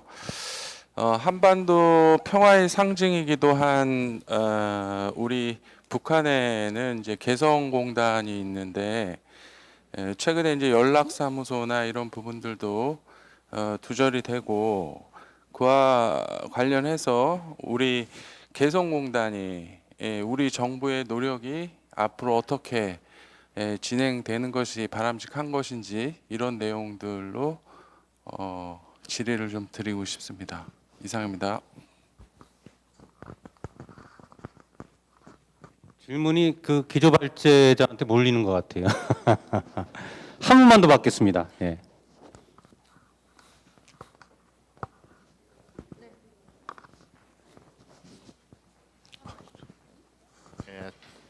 저는 장순규라고 합니다. 제가 저 발제한 내용 말고 지금 추가적으로 좀 최근에 그 제가 뭐 강의를 들으면서 평화지대론에 대한 얘기를 좀 논의를 좀 해서 완충적으로 그 평화지대에 대한 논의를 좀 한 적이 있는데 한반도가 지금 그 서로 간에 그 아까 개성공단하고 비슷하지만 평화지대를 전체적으로 만들어서 그것이 그 열강들과의 그 갈등을 해소할 수 있는 완충의 역할을 할 수 있는 것이 필요하다고 그 의견을 냈었는데 그분은 근데 지금 이 종전선언과 평화지대론이 가능할 수 있는 실천적 방안이 있을까? 그거에 대한 질문하겠습니다.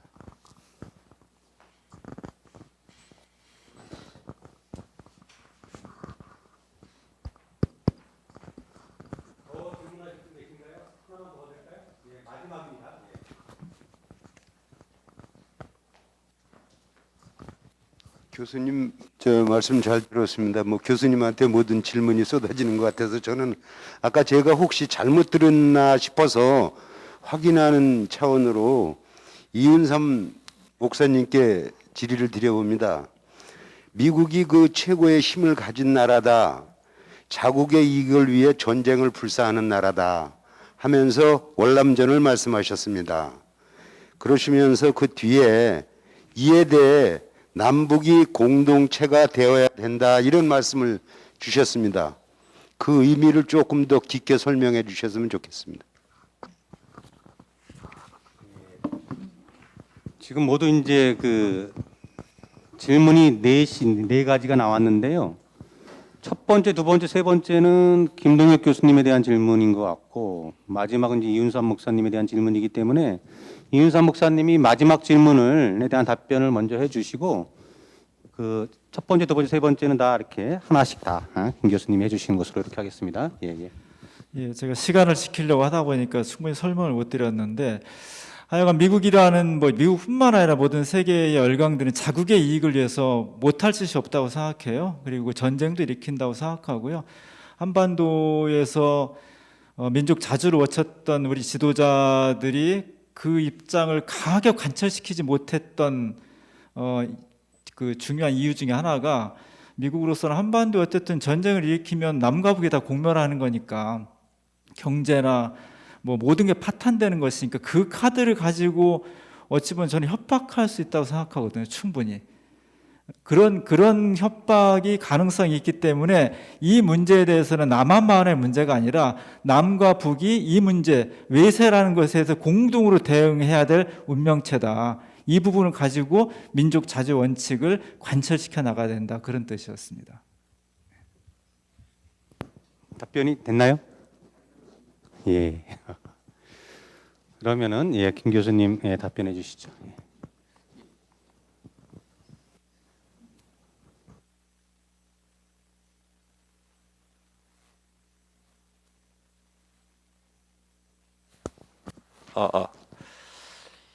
예.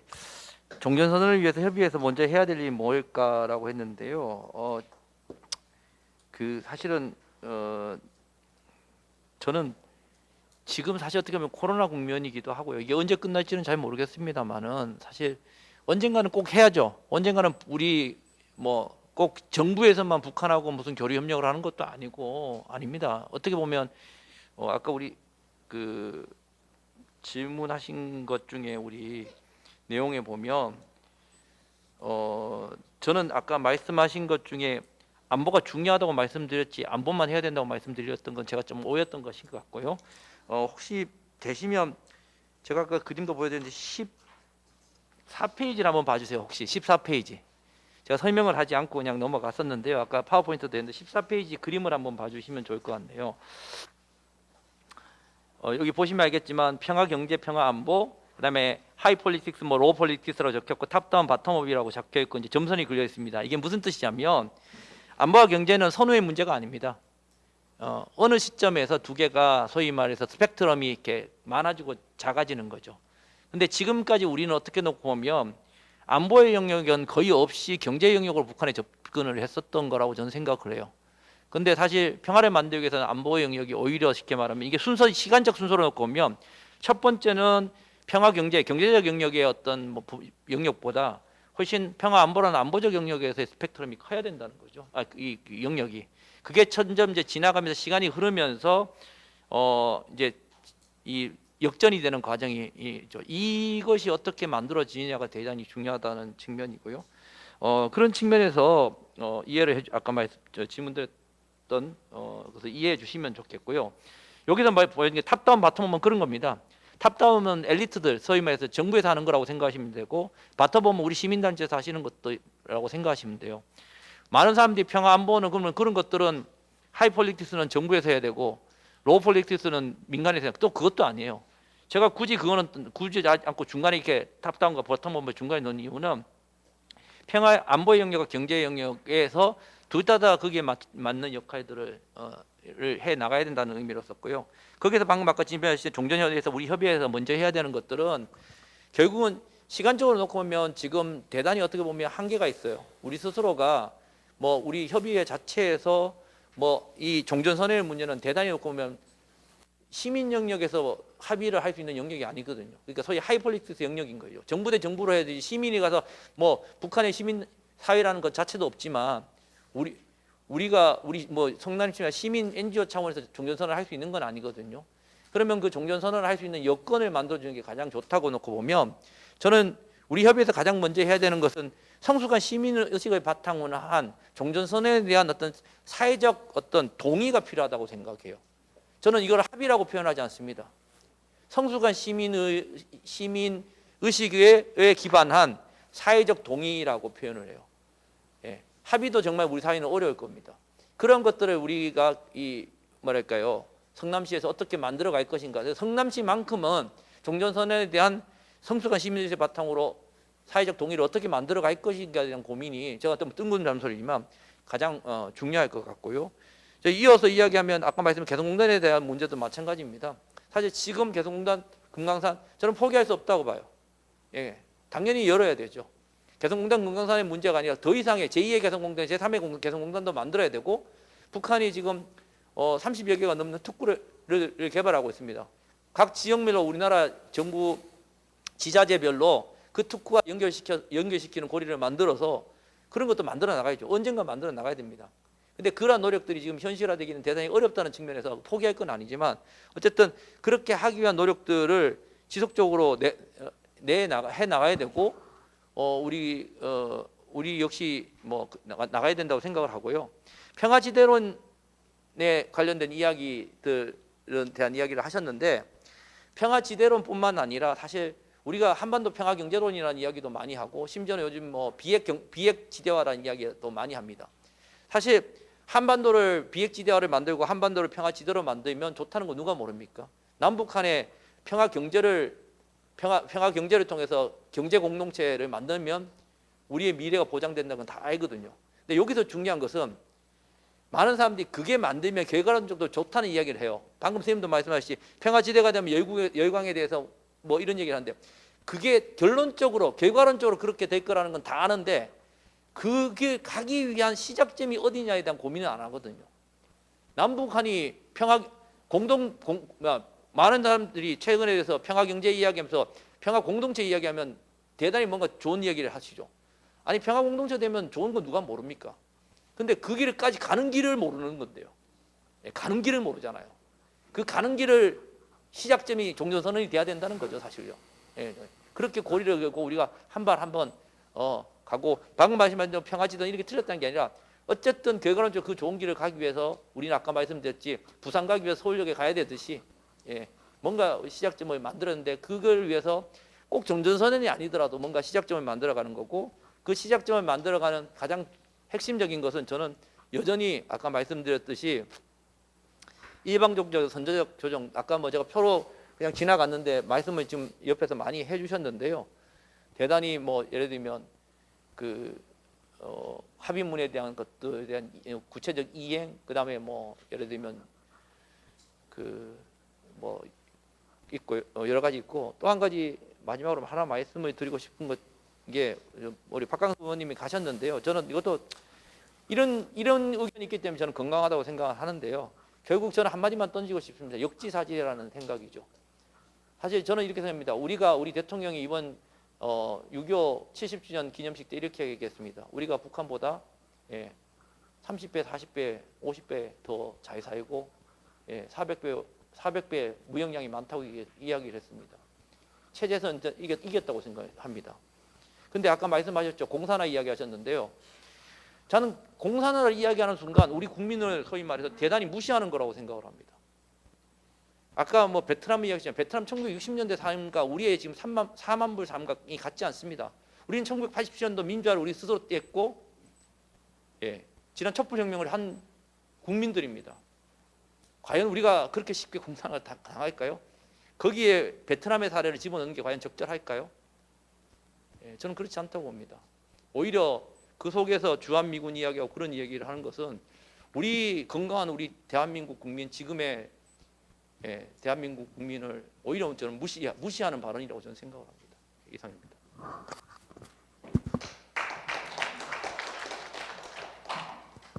질문에 대한 충분한 답변이 되었을 것이라 생각이 들고요. 미비한 점이 있다고 한다면은 이제 자료집을 좀 참고를 해 주십시오. 그럼 이제 토론 이제 시간이 다 돼 가는데요. 마지막으로 돌아가시면서 한 분씩 그 맺는 말로 한 1분 내외로 짧게 한 말씀 해 주시고 토론을 종결짓는 것으로 이렇게 하도록 하겠습니다. 먼저 우리 최민경 의원님 먼저 하실래요? 예. 이렇게 오늘 의미 있는 토론회를 또 개최한 우리 성남시 우리 민주평화통일자문위원회 성남시 협의회에 먼저 감사 말씀을 드리고요. 이런 공론화회장이 자주 마련됐으면 하는 그런 바람이 있습니다. 그리고 성남시가 대북 지원 사업자의 이제 지위를 취득했으니까 아까 말씀하신 것처럼 이런 지자체와 연결된 그런 경제 특구 개발에 성남에 또 판교라는 또 IT 관련된 이런 특구가 있으니 그 관련해서 성남만의 특색 있는 그런 교류 협력이 이루어졌으면 하는 바람이고, 우리 성남 시민 모두가 남북 교류 협력에 대한 이런 좀 뭐랄까 같은 방향에서 바라보는 그런 마음들이 하나로 일치되는 그런 계기가 됐으면 하는 그런 방향입니다. 이상입니다. 감사합니다.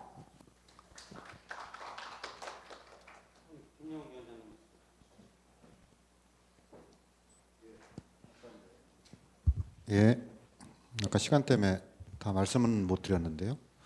아까 이제 성남 시민 평화통일 선언과 관련해서 올해 12월 중순께 이제 어제 회장님께서 생각하신 거는 이른바 이제 성남시 유관 단체와 그 다음에 시민사회 제 단체들이 뭐 송년회까지는 아니고요. 그러니까 뭐 모여서 그 전에 이제 사실은 관변 단체나 또는 시민사회 단체가 그러니까 서로 이렇게 같이 머리를 맞대고 사실 누가 누군지도 잘 모르는 경우도 많습니다. 그래서 처음에는 이렇게 좀 너무 이렇게 높은 수위라기보다는 이제 서로 얼굴을 좀 익히고 인사를 나누는 그러한 자리를 원래 이제 12월 중순께 잡으려고 예상을 하고 있습니다.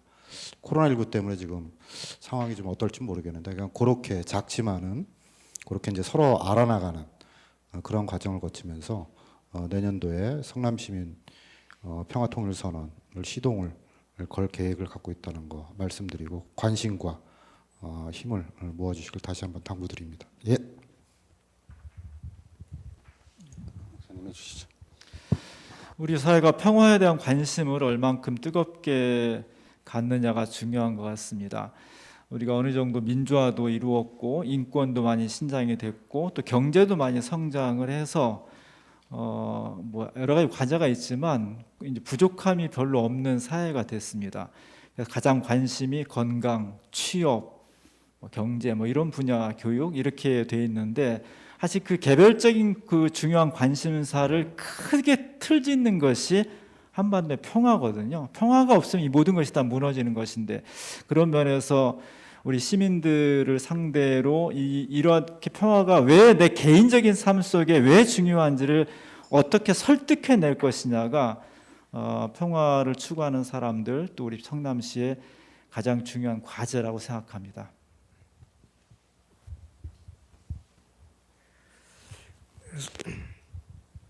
성남 시민들의 그 평화 공감대를 만드는 그 활동들을 민주평통 성남시 협의회가 이제 이 토론을 통해서 저는 발걸음을 내디뎠다고 생각하고요.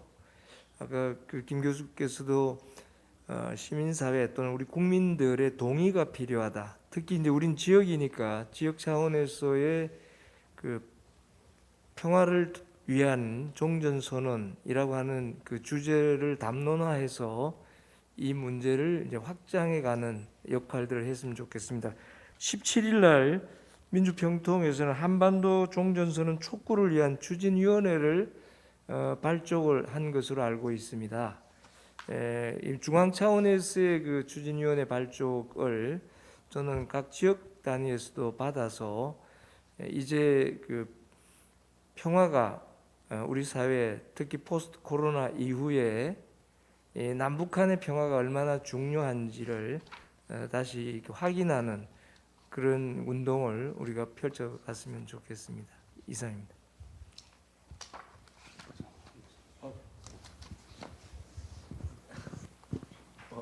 제가 너무 많이 해서요.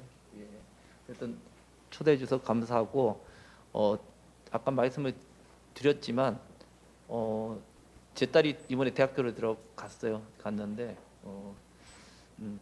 하여튼 딸 세대뿐만 아니라 딸 다음 세대들한테 저는 그렇습니다. 오늘 뭐 통일에 대한 이야기는 없었지만 저는 이렇게 얘기하고 싶습니다. 그러니까 우리가 지난 30년 동안 용기를 내서 이야기하지 못했던 평화였고요. 그걸 지금에서 이야기했거든요. 많은 사람들이 이런 얘기를 합니다. 지금 젊은이들이 뭐 통일에 관심이 없고 평화에 관심이 없고 뭐 이런 얘기를 하시는데요. 저는 그렇게 보지 않습니다. 그들이 만들어갈 평화와 그들이 만들어갈 통일의 모습이 다를 뿐이라고 생각을 합니다. 분명히 우리가 지금까지 그려왔던 통일과는 또 평화와는 다른 그림들을 그들은 그리고 있을 거라고 생각을 합니다. 우리가 지난 30년 동안 놓쳤던 평화, 그리지 못했던 진정한 통일의 모습들을 우리가 지난 분단사 속에서 체제 경쟁 속에서 그렸던 통일이 아니라 그들이 정말 백지 속에서 아름다운 통일과 아름다운 평화를 새롭게 그릴 수 있도록 그들한테 용기를 주었으면 좋겠습니다. 우리의 삶이 아니고 그들의 삶을 위해서 선택해 주시고 노력해 주십시오.